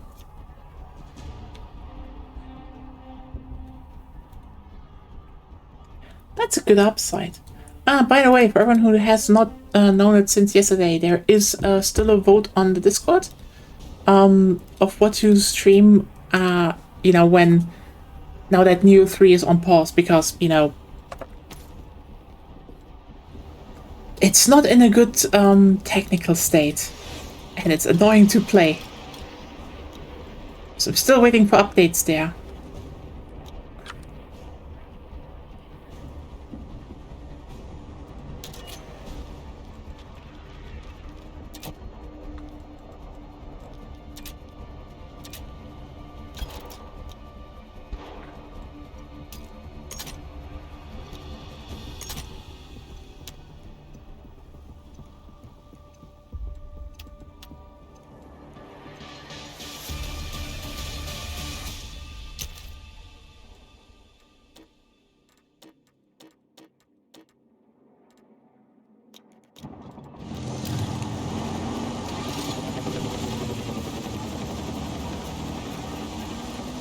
Oh, it's escalation. Nice.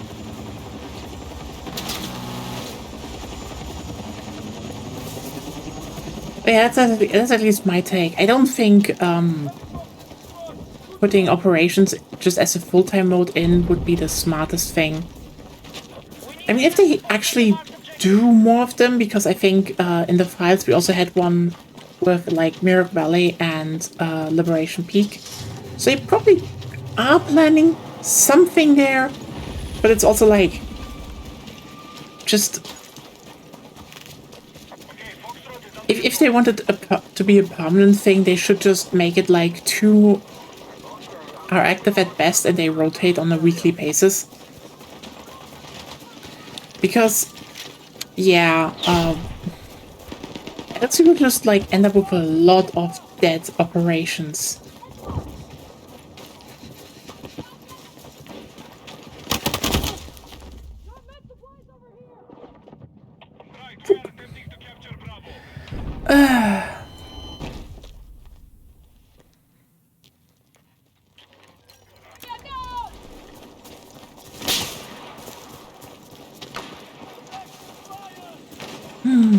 Today's the 20th. I have 3 days left until 3 days. So Friday. 3 days left until Resident Evil 9. I still don't know how to feel about that game.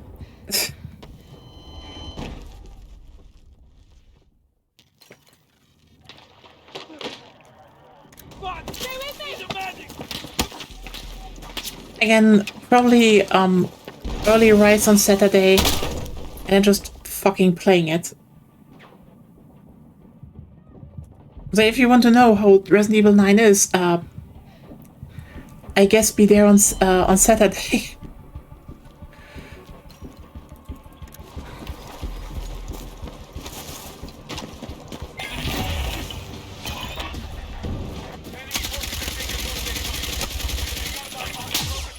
I hate how much downward trends Capcom games have over time. Because like they can make good games, but then they always hit this moment where they're like, what if we just stop doing interesting things with them? And it's just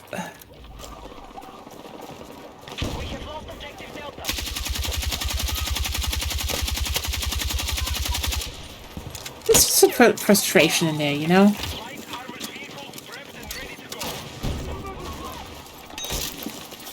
Let's move.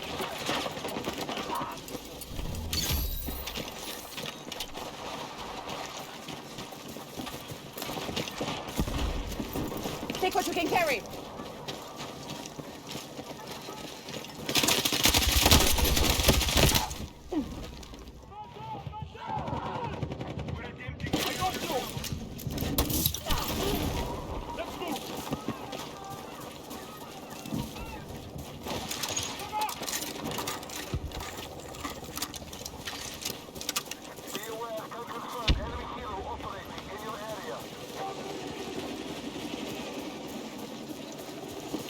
Take what you can carry.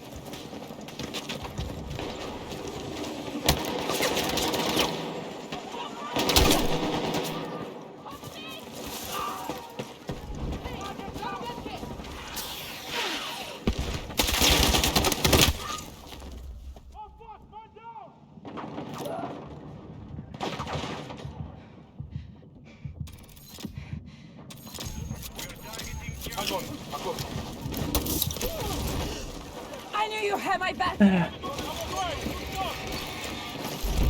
Be advised, the enemy holds the majority of objectives. They're close to taking ground.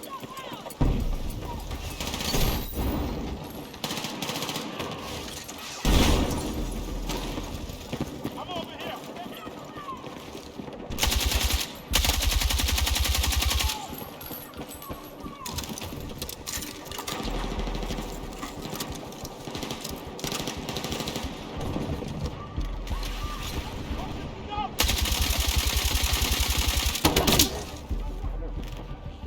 Med supplies over here.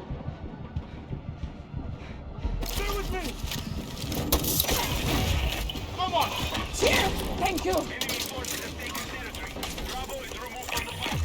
Engage all remaining objectives. Objective marked. Support the attack.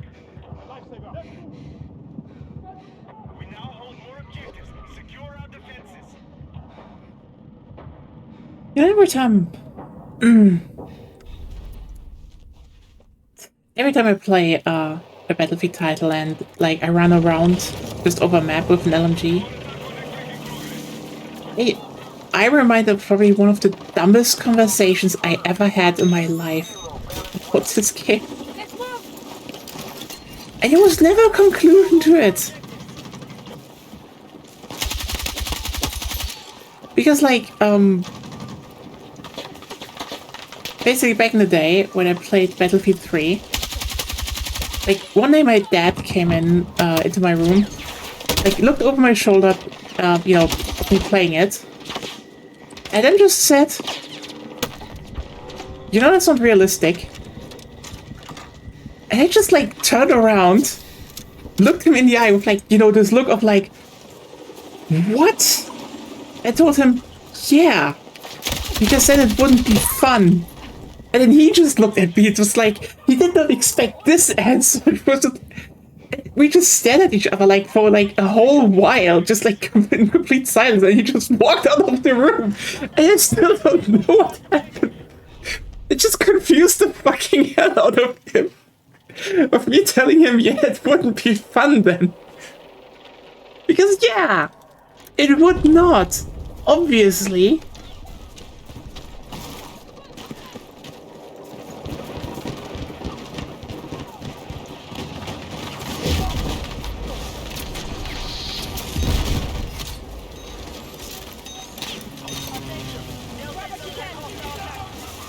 It's just kind of stupid in hindsight, but I don't know. I keep remembering those words, like, you know that's not realistic, and like, would it not just be armor? I guess also, hey Jun, I guess in armor that would be the case, and like, I have armor, I played armor, I don't like armor that much. It's just like, I don't know, I'm just like in the very weird space of, I like shooting things, I don't like it when it's realistic. Like, I think the only quote-unquote realistic game I ever played actively was the original standalone version of Insurgency, and only as long as, you know, it wasn't a realism game, because, like, okay, the thing is, the strength of original Insurgency was that apparently by fucking accident, because listen, I shouldn't be too mad about this, because, you know, everyone should do with their games what they want to do, okay? Just, that's their thing. But like, if you hit something that people like, and you then realize, wait, it's not what I want to have, why? Why are you reworking it then? I think the only one who ever realized that and apparently reverted course, and the verdict on that is still out, is fucking Cube World of all games. Because there he also made a 182, like, oh, I actually made the game I want, yeah, it's different from the alpha, have fun. Everyone disliked that because it was just, I mean, it was kind of shitty to do. Let's just be real. But now he's like, oh, hey, you know what? I'm actually making a version of Cube World again with all the new stuff that's more like the alpha because, you know, people wanted that. I'm like, oh, Take what you can carry. I'm throwing that stone, the second stone maybe later. Who knows? The verdict is still off on that.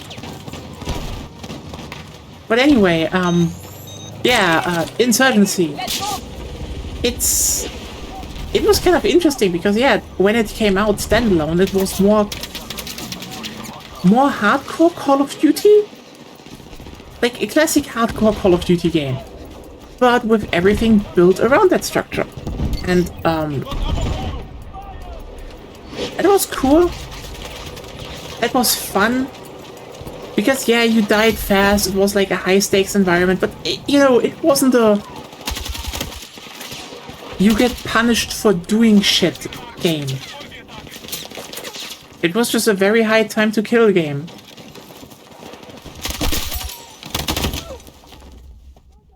Then they changed that. They restricted how it made push more restrictive. They were like, oh, the guns kick now more if you don't stand still. And there's more spread. And you can't jump, strafe jump as far anymore, or at all, and you're weightier, and all of that, and you can die even faster. You have to lean now around corners, and I just feel like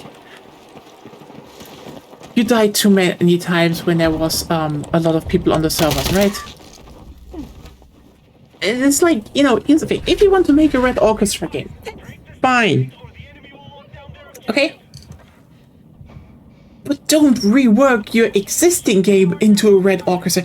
But it keeps happening. Like, this is probably the funniest bit I observed. Because, like, it's like, if you like Milsim games, your thing. But holy shit, Milsim people are so thin-skinned, and they always think their game style is the best. And no. It is so weird, because, like, yeah, sorry, there was a game people liked. And I will not say that, you know, no one liked Insurgency afterwards or Insurgency Sandstorm. They keep treating it as the best game ever, but, like, I will just say peak player count on Steam for Insurgency 1 was like over 200,000 people. It was a lot of people playing. And peak player count for Insurgency Sandstorm is like 4,000 people. Both are definitely viable for their in their respective right, but you know, it was kind of obvious which one was the more popular game, you know? It's just like and then we see this again because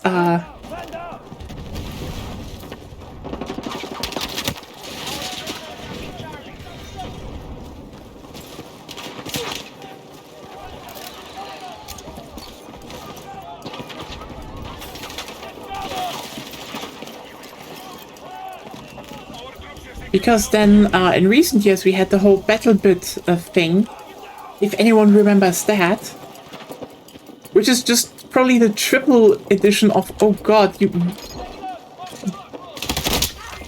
fucking get a grip.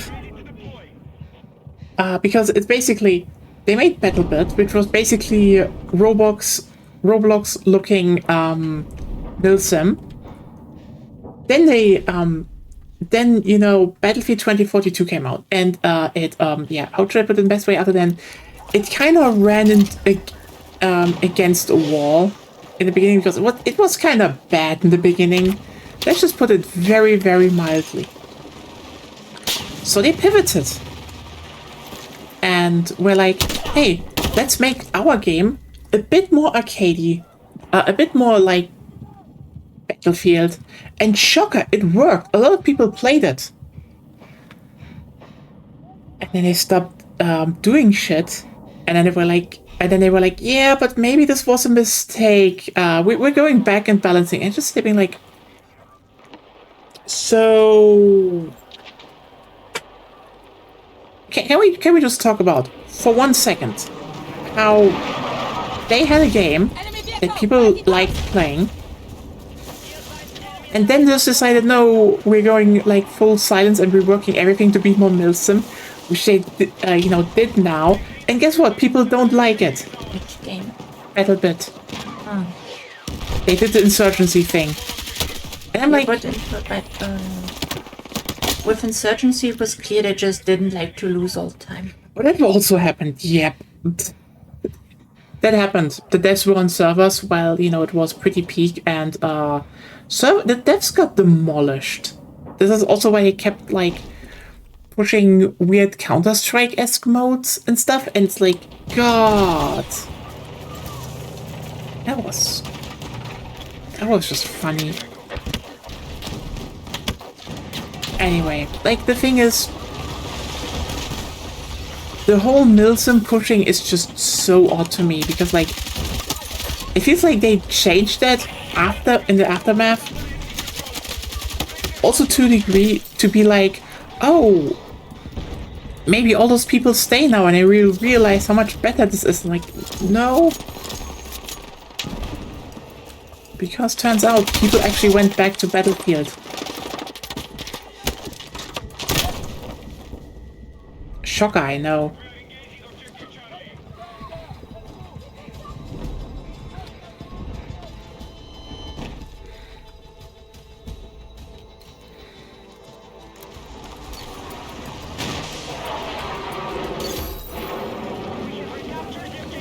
Oh well. Yeah. But also Arma, I don't know, Arma Reforger maybe. I think Arma Reforger is more of a multiplayer game. Like, the normal Arma is definitely different. Then again, Arma Reforger is like the one Nelson game I also kind of respect, because, like, here's the thing. Especially after Insurgency, a lot of Milsim games really feel very much like someone just doesn't want to deal with advanced techniques in a game. That's kind of the feeling there. I'm not saying that is a reason for everyone, but it certainly leaves that feeling there, because they always just go halfway. It's always like, oh, we want to everything be slow and tactical, and like, here's the thing. Let's just put some design thing else. There is a thing about in design, especially combat design, that how things feel versus what they are. And good example is The Legend of Zelda. See, when Ocarina of Time came out, okay? A lot of people said, oh, this has, like, really methodic and in-depth combat. Now, if you ever played Ocarina of Time and you were like, it probably didn't feel bad because it was working, I think it's just, no? Like, let's just be real here. Ocarina of Time is circling the enemy, hitting weak spots. It wasn't complex. But the thing is, if you make combat slow, like just with, slow animations, slow enemies, and just increase the time, the time to kill an enemy, it can get the feeling across that there's more going on than there actually is. Now, this isn't directly a bad way of designing games. There are a lot of games with, like, more slower combat, deliberate combat, that use it for a lot of things. But it is a side effect. And, like, look at, for example, at Dark Souls, okay? The thing is, Dark Souls, and I know this is a thing I said a lot of times on this channel, it's not a hard game. It just really isn't. But it feels like deep and methodical, even though you're just kind of whacking and looking a bit at the stamina bar. Because the enemies can have relative high amounts of health if you don't have a good build, and your animations are slow and deliberate. Well, okay, this animations being slow is also like kind of to emphasize that you're just not good. Like, you suck with swords in Dark Souls. Depends on the sword. Depends on the sword, but like most animation sets are kind of more like some guys going swinging versus actual, you know, methodical stuff. And that's also, by the way, why everyone nowadays is talking about parrying, because turns out when everything is slow, you can just like have a gameplay mechanic where it's just like, oh hey, you can almost insta-kill every enemy if you just press the button at the right time. Learning to parry is ironically not that hard. But, you know, suddenly you just shortcut all this combat and it's like, oh. That's why you have so many games that are so parry focused. Because, yeah, it makes shit feel deep easily. Now if you then look at, for example, you know, the milsim shooters, they are really simplistic games. But they basically feel complex and hardcore because, well, you know, if you get caught off guard or something, you just die instantly. There's a very weird, very dumb distinction of, just because I can't kill someone instantly, the game is actually not that deep and tactical, and I just kept being like... So, let's talk about Halo. Because holy shit, every single milsim shooter is getting smoked by Halo. It is not even funny how much Halo is just better in terms of death than like every single milsim shooter. Like, quite literally. Halo is the absolute antithesis. It's slow, it's weirdly physical, you have absurd weaponry, you have like regenerating health / shield, and yet every move counts. Every single move counts in Halo. Even the fact that the assault rifle you start with plugs is deliberate. Because it forces you to have, to maybe use backup stuff. That's like also the coolest, you know, use it as a backup equipment. That's the whole point of the assault rifle. And then you have the pistol, which, you know, sucks in slightly different ways. But, you know, you can actually use it. So, yeah, might as well keep that. Or the assault rifle. Who knows? Grenades. Absolutely bonkers physics, but if you know how to use it, you can do the wildest shit with grenades. It's an incredibly deep game. I mean, ironically, you could say that Quake, in comparison, is not as deep because, like, I mean, most of it is bunny hopping and shooting rockets where enemies might be. I'm not gonna shit on Quake. Quake is actually also a pretty deep game.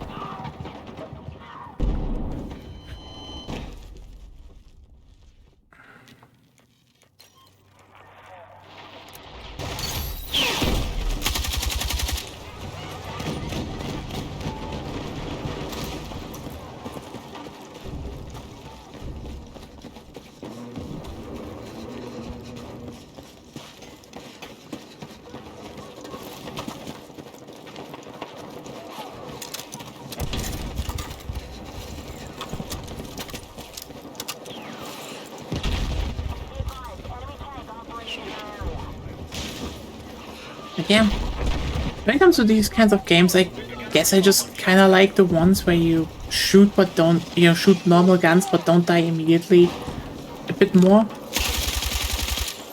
That's a personal preference. God damn it. Mission is still on track.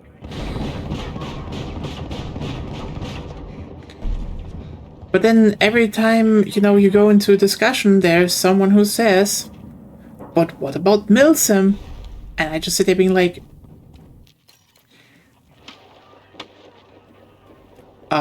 I don't know. Their own little thing. We now hold Echo. And it's also so funny how they always come back as the whole, look, we are going to be the killer for Battlefield this time around. They're just they'll be like, no.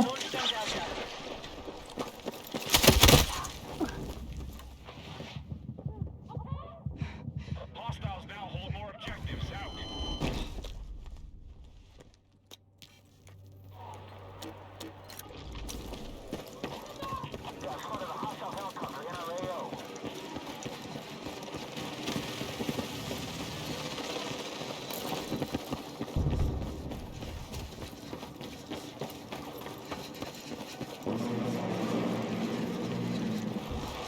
Be advised, hostiles are attacking Echo.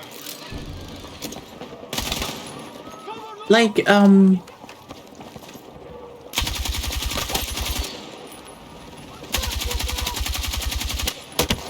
to attack and marked objectives. just now there was like this announcement of like, remember remember Battalion 1944?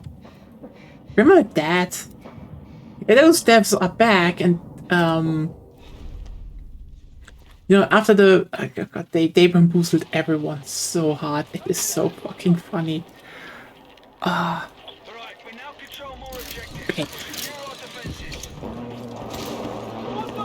I think it was Battalion 1940. Oh, it was Battalion 1945. It's okay. That story alone is actually very, very hilarious. But we get to that. And they came out like, oh, we're making a new game, and then everyone's like, oh, it has tanks and big player battles, and then it's like a 3-team King of the Hill battle with weapon buying a la Counter-Strike. What? I don't know. I might try it. Then I get some content for the channel, and if anyone is actually interested in joining that, I'd be open. It just... do you really think that will beat Battlefield? It's just odd. Our forces are still winning. Good work. Good job, soldiers. Keep it up.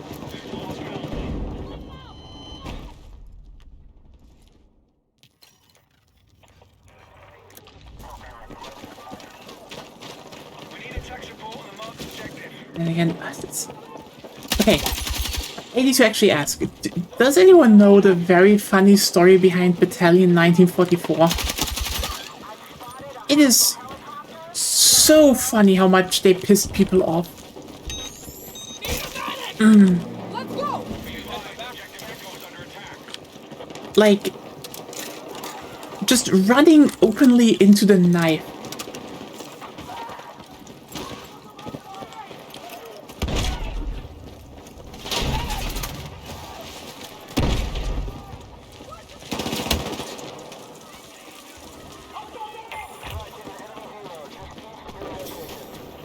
And like, I'm usually all for like, especially modders going on and making their own stuff. Like, for example, locomotion modders were then making Transport Fever games / Train Fever before that. All down for that. It's really good. Like, if you know how to mod and then can actually work on games, banger. But We've taken objective Charlie. okay, so basically, these people set up a Kickstarter, Supporting the attack. and this was around the time of...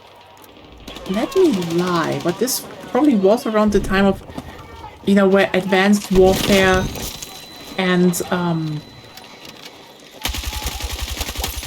you know, Advanced Warfare, Black Ops 3, all those sci-fi movement games hit for Call of Duty. Now, and they basically were like, you know what? We've been playing Call of Duty back in the day. Let's just make like a good old Call of Duty like the, you know, like the olden days. You know, boots on the ground, you know, like Call of Duty 4, like, as we played a lot, 4 and 2. And everyone was like, oh yeah, cool.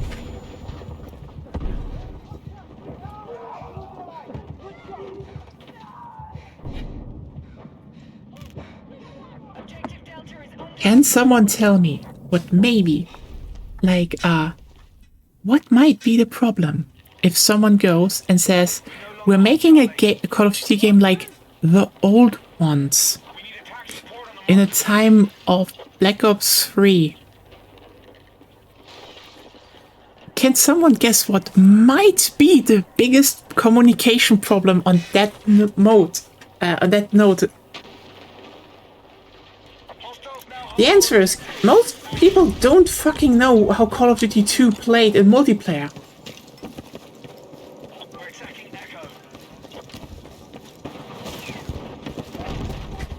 Yep.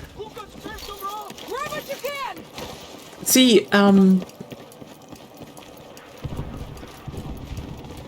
everyone thought, oh yeah, this is going to be like Call of Duty 4. And the thing is, yes and no. Because, there was a pretty important change between Call of Duty 2 and Call of Duty 4, especially on PC, because the physics were locked down more. That meant that Call of Duty 4 was a more consistent game. But also it meant that like a lot of movement stuff and movement tech from the previous games were just not in there anymore. And you need to keep in mind, a lot of like the old maps from like Call of Duty 1, the Call of Duty 2, those were mainly being played, those were played in a way that was not something people knew. Like how to jump onto like walls and run along them and stuff like that. It was it was basically either you knew how to exploit the movement and the physics, or you couldn't. And the thing is, there was a thing in Call of Duty 4 called Pro Mod that kind of replicated that. Now, Pro Mod is a pretty nice mod actually. Like, I played it a bunch of times back in the day. It's like you usually play it basically like Counter-Strike, and it's a good time. But it's not Call of Duty 4. Those devs were Pro Mod fans. So when they were talking about making an old school Call of Duty again, they were quite literally talking about something like those played at the high level, where everyone else thought Call of Duty Modern Warfare 1 or 2. So the game came out and everyone was just like, why is nothing here that we expect? And it's just like, wow.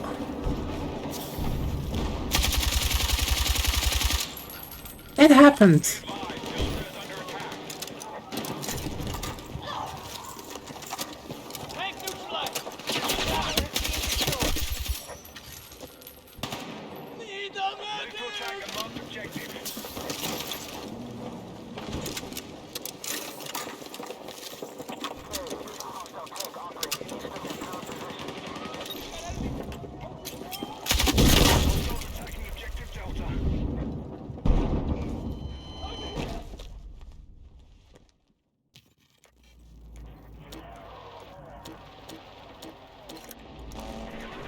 Dun, dun, dun. We no longer hold Charlie.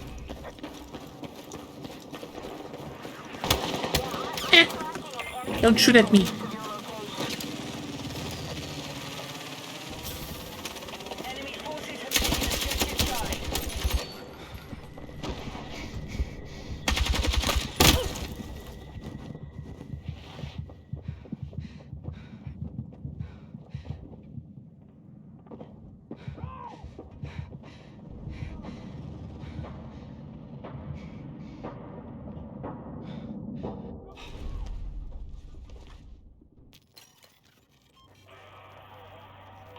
secured more objectives.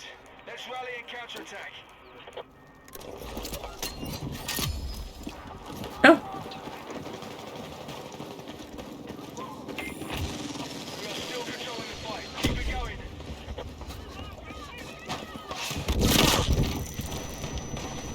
and there's my gun gone.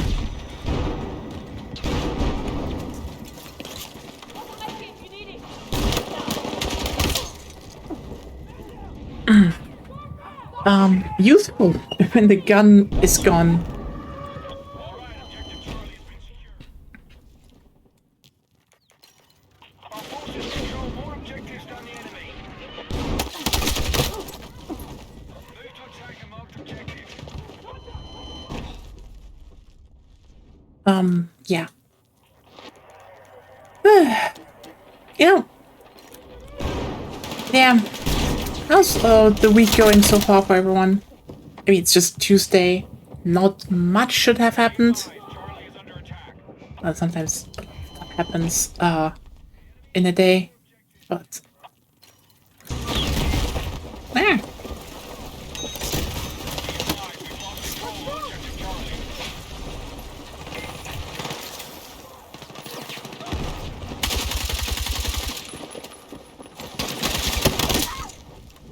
We're moving on objective Alpha.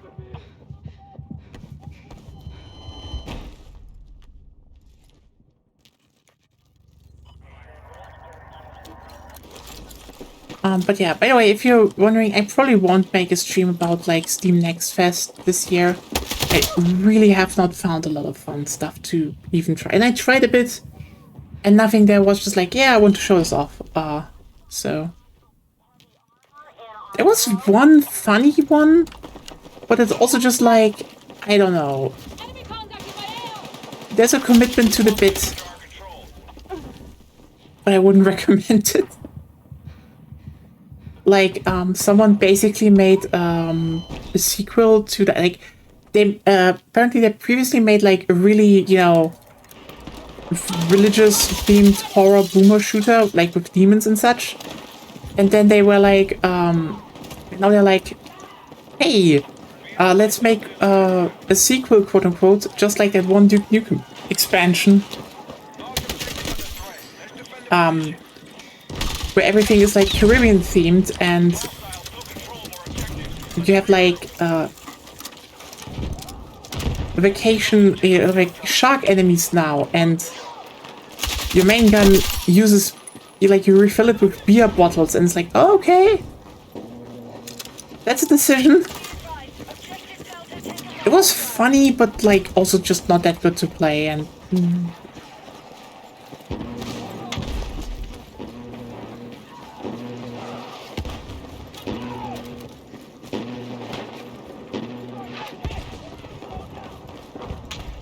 Hostiles are assaulting Charlie.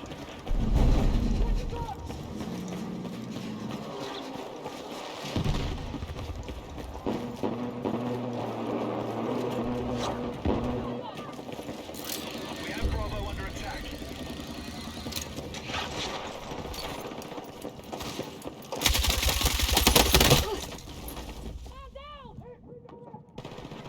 Our attack on Echo is underway.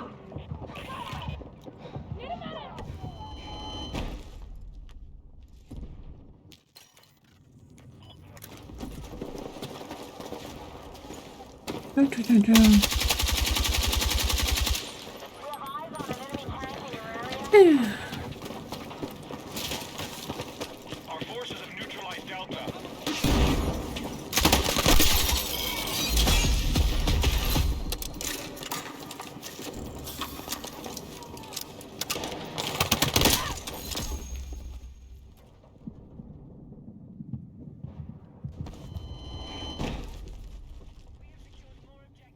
Let's hold it.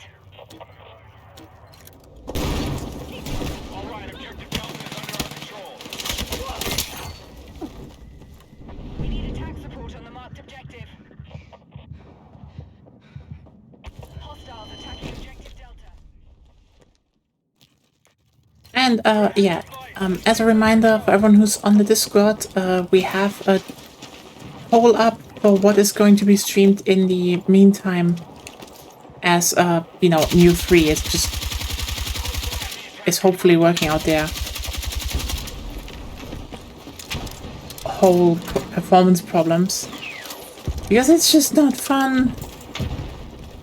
Except when there's like a really hot yokai boss. It was also just like too short. Like I killed her first, not first try, but like I think on the second or so.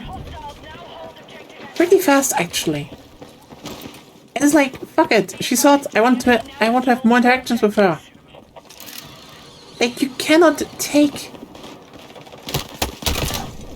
whole Oni woman away from me. That's illegal, okay? Like, she was just straight up taller, way taller than my character. It's like,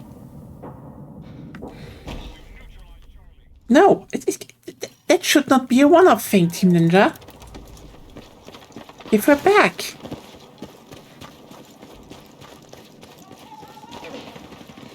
Oh, that was it. Oh my god. I am so stupid.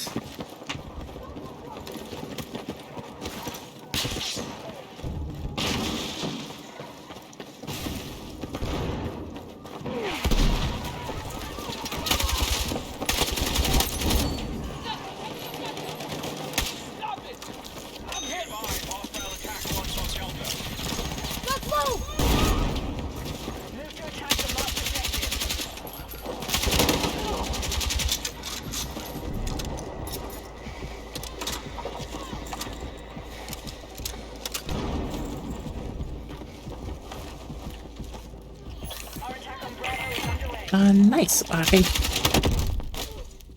definitely going to the main menu after this one, though. We can put in like one more round, probably, but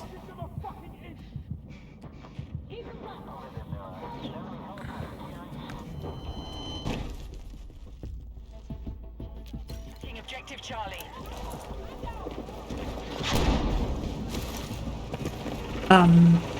yeah.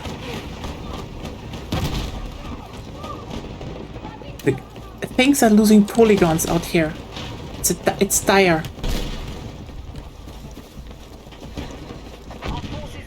There's definitely something with the performance recently, and hopefully they also had find that.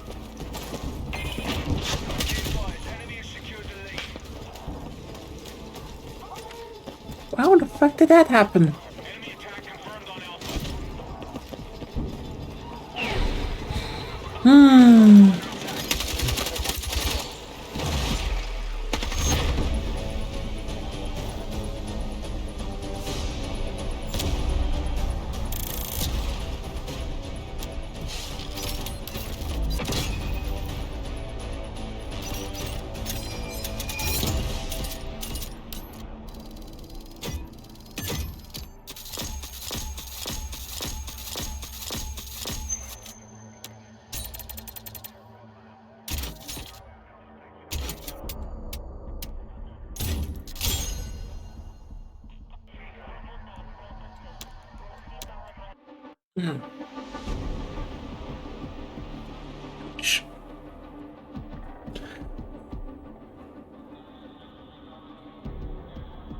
But yeah, actually, one thing I want to ask about yesterday.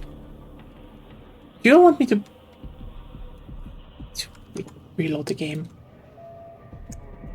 Help!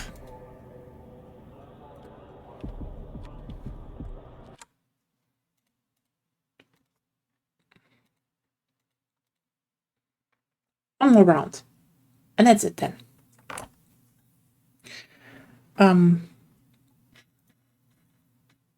Yeah, actually, do you want to see more train content again on the channel?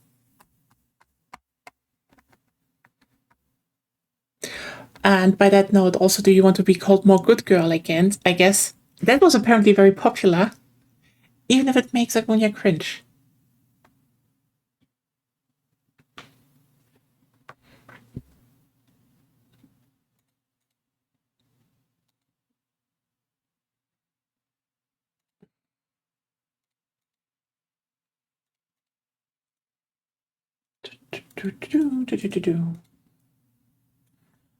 Ah.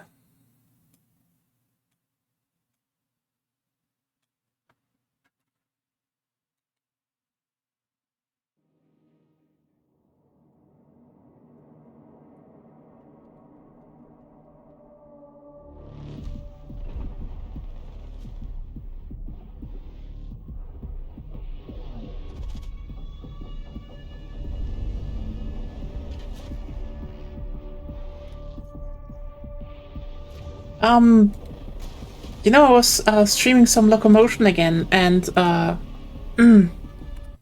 because Open Locomotion had like a pretty big update in January, and they probably, I mean, I will definitely stream it again when it hits the new maps save data system, because there it will actually have how's it called?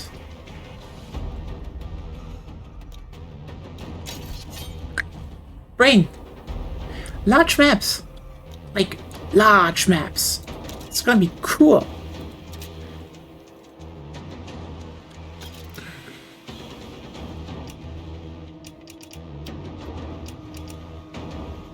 Okay, let's do the gas round again. It's like, I mean, the stuff in general is like, I usually stream Locomotion and Transfer Fever 2, Transfer Fever 3 and Locomotion when the large maps drop. Those will definitely be on this channel. It's just like, I do also need to learn much. It's just like, do you want to see more train building games in general on the channel? That was more the question, you know? Because I feel a lot of people like them. All squads attack now. Hold more objectives of the enemy so our forces can take ground. Oh yeah, right.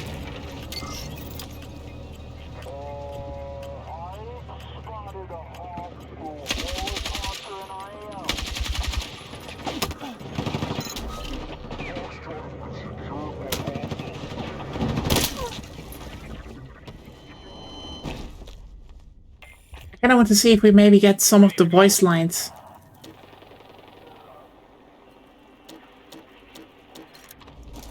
We are targeting Foxtrot.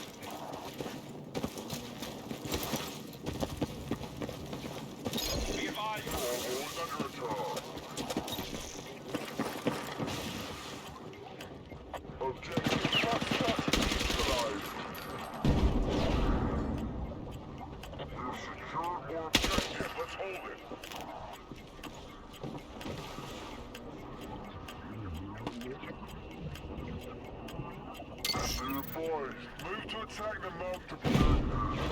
I don't know, actually. Like,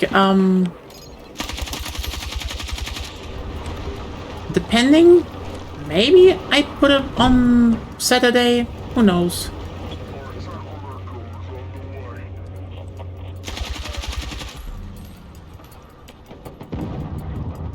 It really just depends if people want more train content, and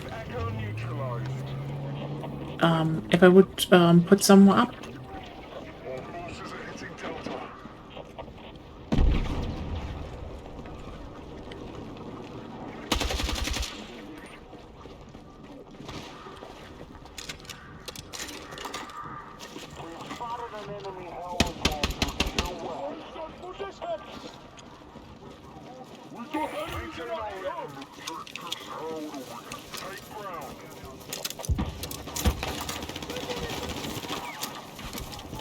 I mean, after it's out, you know, Transfer Fever 3 would probably take either Wednesday or Sunday anyway, but yeah. But we'll do some stuff like, you know, what kind of scenario should be played.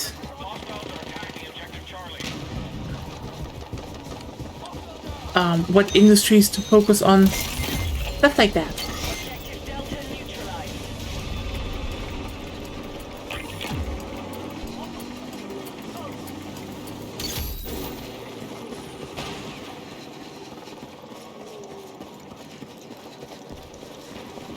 Move to attack the marked objective. That's just a question I have. If people want to have more trains on the channel. in general. Because I kind of started with that and talked a lot about public transportation. Haven't done that in a while. We now control more Did you know that cars could be made completely obsolete? Just by like literally laying down more train tracks and putting and some good placed walkways and slash bike lanes? Not completely. Almost though.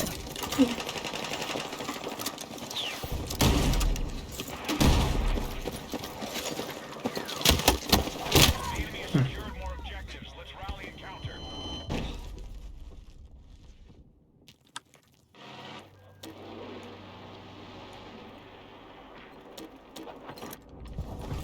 Like, for example,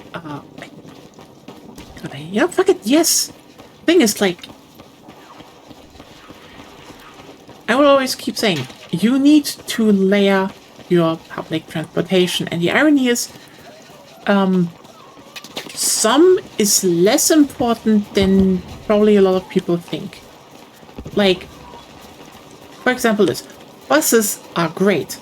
Buses are not great for the things most people might expect them to be. For example, buses are basically perfect for all those lines where it would not really make, quote unquote, make sense to build railway. Now the thing is, it kind of makes sense to build mostly rails because the irony is that rail will always outperform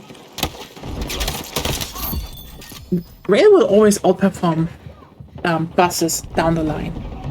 Always. Always and always and always and always. Then, you know, you're gonna, then people are gonna be like, oh, but what about the costs? And it's like, yes. That's the thing. The main thing why buses are good is flexibility. Not costs. Because ironically, buses can be more expensive than trams. Shocker, I know. Like,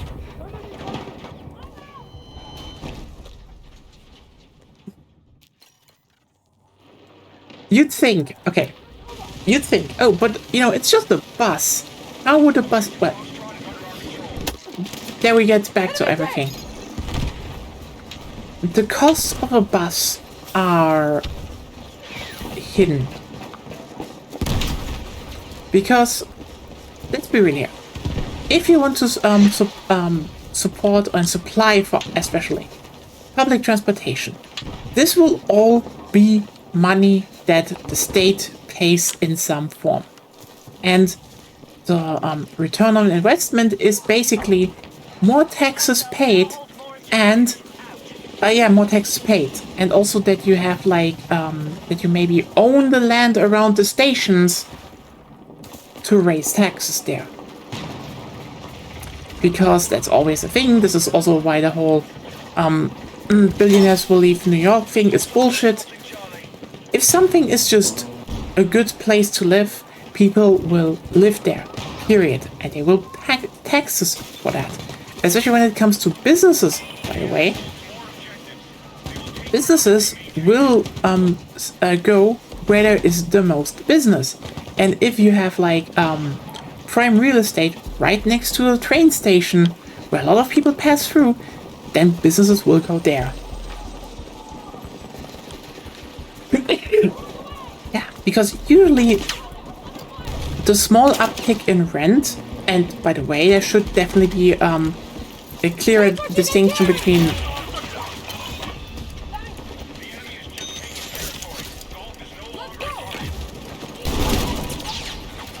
who has to pay what. Like, for example, a big chain should definitely pay more than like a small company, because, you know, the small company is actually also a really big thing of how you build third places where people want to be.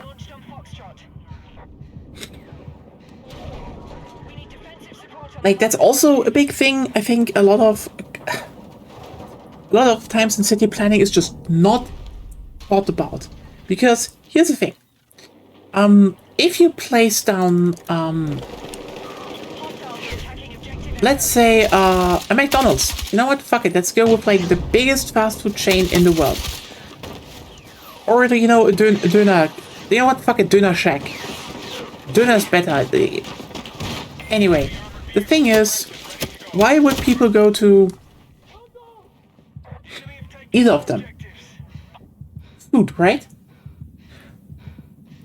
So, the thing is, chains like McDonald's, Burger King, etc., they do not live off the fact that they are good.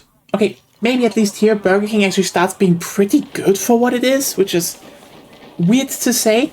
Anyway, not the topic. Topic is, what the fuck is this? I think your map outline is broken, Battlefield. Anyway. The thing is that people go to McDonald's or Burger King because it's convenient, and they kind of know that. This is why they're usually placed in places where people pass through. Or, you know, people gather. Like, for example, I can tell you when you would ask, when you look in the USA, most fast food places are located at the inlets and outlets of, you know, towns or regions where people drive through with the car. Because, well, when you're somewhere and, you know, you get hungry, you will sometimes just grab something to eat from the stuff, from the parts that are, you know, close by. That's part one. Part two, if I look at our part here, yeah, here's, everything is more walkable. So if I want to look where's the next McDonald's or Burger King, it's at the subway station. Which makes sense, right? All the food is where people actually can get to. And it's either by car or by train. So, you can't just actually, you really need to be like, okay, but what if people just use the car? Listen, the car is like, the car sucks. Can we just like nail that down for a moment? I know people are like, but I like my car. You can like your car, you hate cars. Because driving sucks. Okay? Driving sucks. Especially when you live in a bigger metropolitan area. Driving fucking sucks. Don't tell me anything else. You don't want to, like, you know, just be in a traffic jam every morning again. And then later you need to drive somewhere else so you don't starve to death because, you know, your household ran out of food. So you need to actually pack your car with, like, a lot of food at once, and it just sucks. And it gets warm in there, and it gets hot in there, and you just stand in the fucking traffic jam again. And no, car-based infrastructure sucks. If you could, you would want to be on a train. Hell, trains, also, like, built correctly, are also just, like, the most accessible, transportation, you know, like, most accessible transportation that we have. Don't get me wrong, there are buses, like, buses can be accessible. Like, they have ramps here that you can, like, fold out. This has other problems. I do think that should be automated to a degree, but it's a different topic. But, like, trains? Holy shit, you can so easily make trains accessible. Because you just need to basically look... How high is my train? How high is the platform? And then make them equal. Then, like, a small lid can drive out towards the platform, and boom. Everyone can get in and out without problems. Then you just only need to put, like, an elevator or two at the station, and bam!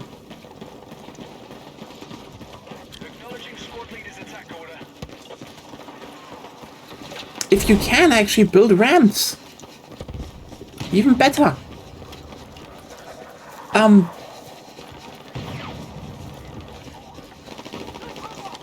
Meanwhile, car, you know, if you're disabled, like, there's a whole lot of hustle and bustle you need to do to actually be able to make it. It would be so much better if, like, there were just more trains around. And trains also just more scalable. Like, I know nowadays everyone remembers the, you know, when we talk about trams, people are like, oh yeah, trams. And then, you know, you can think about the long, big trams on, like, you know, going tram train and big. And so it's also great, but, like, trams can be very small. You can have, like, actually small, low-floor trams that are, like, maybe 1 or 2 wide. And they work. And the thing is, those could still take over the lines of a lot of trains. Sorry, not trains, of buses. Because they have more capacity. They have a smoother ride. They have better accessibility build-up. You can build better accessibility around them. You can do so much. You know, you have right of way, etc., etc., etc. And then we also come to the fact that they will be cheaper in the long run, because a bus. Well, here's the thing. So first of all, the main problem buses face nowadays is just the fact that they're kind of better at being diesel than electric. I know this sounds weird, but here's the thing. Batteries, they were made much safer for cars in general, but batteries in cars is not the best idea. We do need them in some form, because like for example, we probably cannot replace most trucks or so. You know, we can replace most of them. We can even, you know, transport cargo over tramways, but oh, that would be a concept. Anyway, a concept we did, but it's a different topic, you know? Anyway, the thing is, I want to point out, if you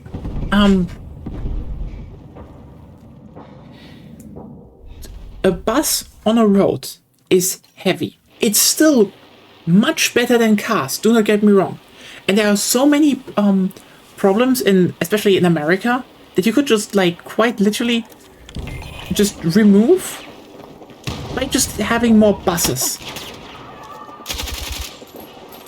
Like, just immediately alleviate so many problems with just having more buses, period. But buses get stuck in traffic. Buses are not the best thing to drive. They're not a smooth ride. You need to replace tires regularly, because even with heavy duty tires, they're rubber. You will need to replace them on something that is heavy, has high, you know, and has high maintenance costs on replace. Like, you just go through a lot of tires in a year.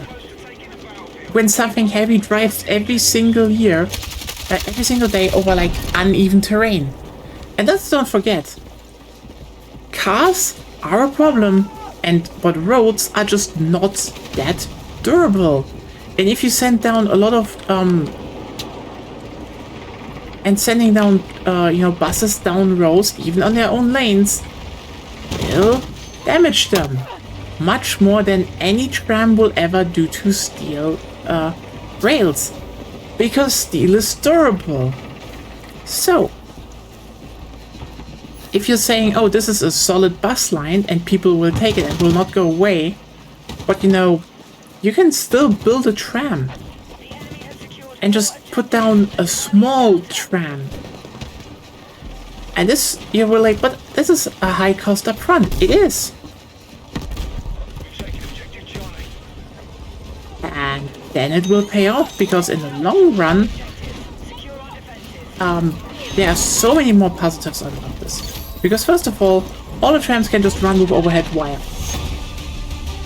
Instantly, one problem is gone. No diesel engine, no battery, no nothing. No hydrogen bullshit. They are not destroying their right of way as easily because, you know, steel tracks. Also because, you know, electrical motors are not as complex. Guess who also just needs less maintenance? That's right. Trams.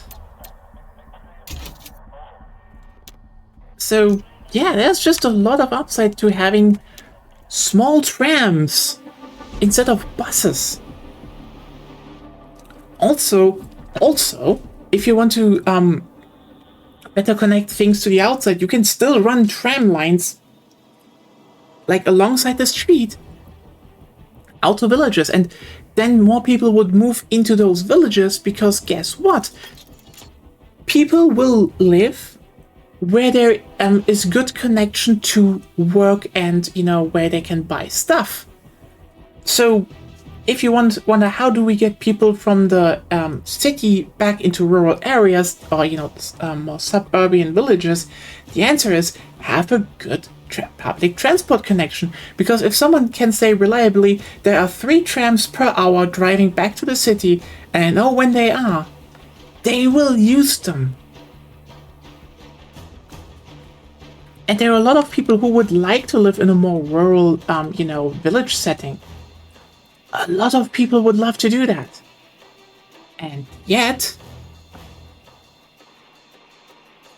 we get a bus at best per hour with bad accessibility. And then you get told it's nothing we can do. You can just build the fucking train. And yeah, there are some parts where we'll contend you can probably not as easily build a tram. Because, for example, the incline is too steep. And yeah, if you want to have like a more regular tram network, oh wait, no, you can actually build rag rail trams. They're not a lot, but you can build a tram with a rack, and then it can just climb up that hill. And then who doesn't like a tram with a good rack, you know? Obviously. So you can do that. There's a lot of different options. Yes, exactly. Stuttgart. The I'm sorry. Like, it's just like, hey, you want to have a solution to your public transportation problem?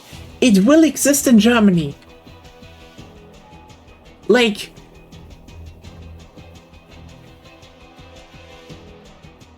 yeah. Oh no, our city is really dense and there's no room anymore. But we definitely need something that is better than buses. So what can we do? Okay, so what if we like put the train upwards on tracks, but also like we could just like instead of building a plateau and making normal rail, since it's like just dense stuff, you could just dangle it from the top. We actually built 3 of those, and they're all used because guess what? There are actually, as much as people want to say dangle trains like inverted monorails are a gadget ban, and to a degree they are. They're probably still the most valuable one. But yeah, Stuttgart, there's a wrecked tram railway. And you know what the funniest part is?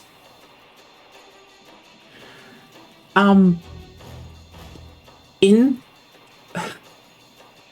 France, they developed basically a tram thing that was just like a bus.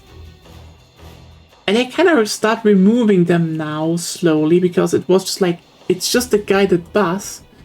But I think one South American city got that. And they are also now like we want the capacity and flexibility of and capacity and, rigidity of a tram, but the whole, everything is driving on wheels kind of sucks. And guess what they're slowly starting to look at now? Because turns out putting a rack on the tram might actually be a good idea. Because it's just more durable. Damn. Rack rails are great. I don't just kind of like rack rails,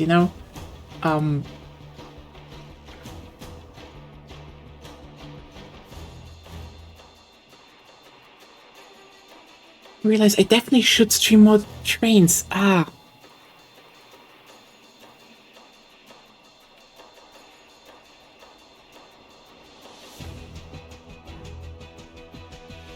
know what?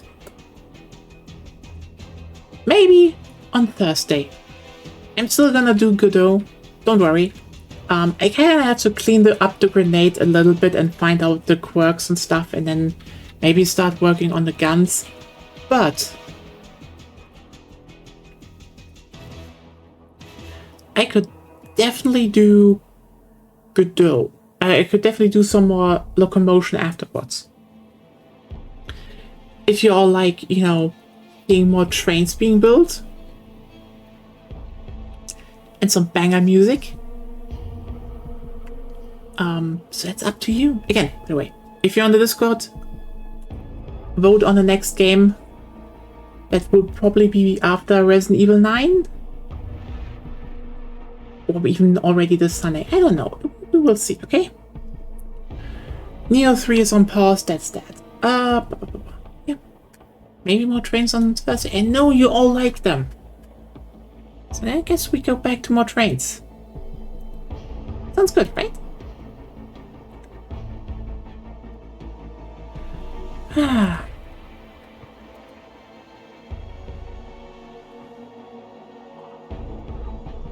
And I can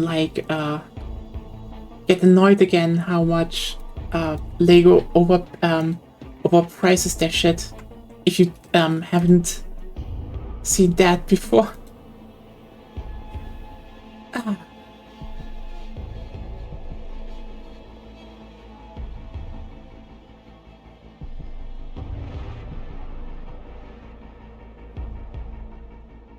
Okay. So yeah, have everyone a wonderful time.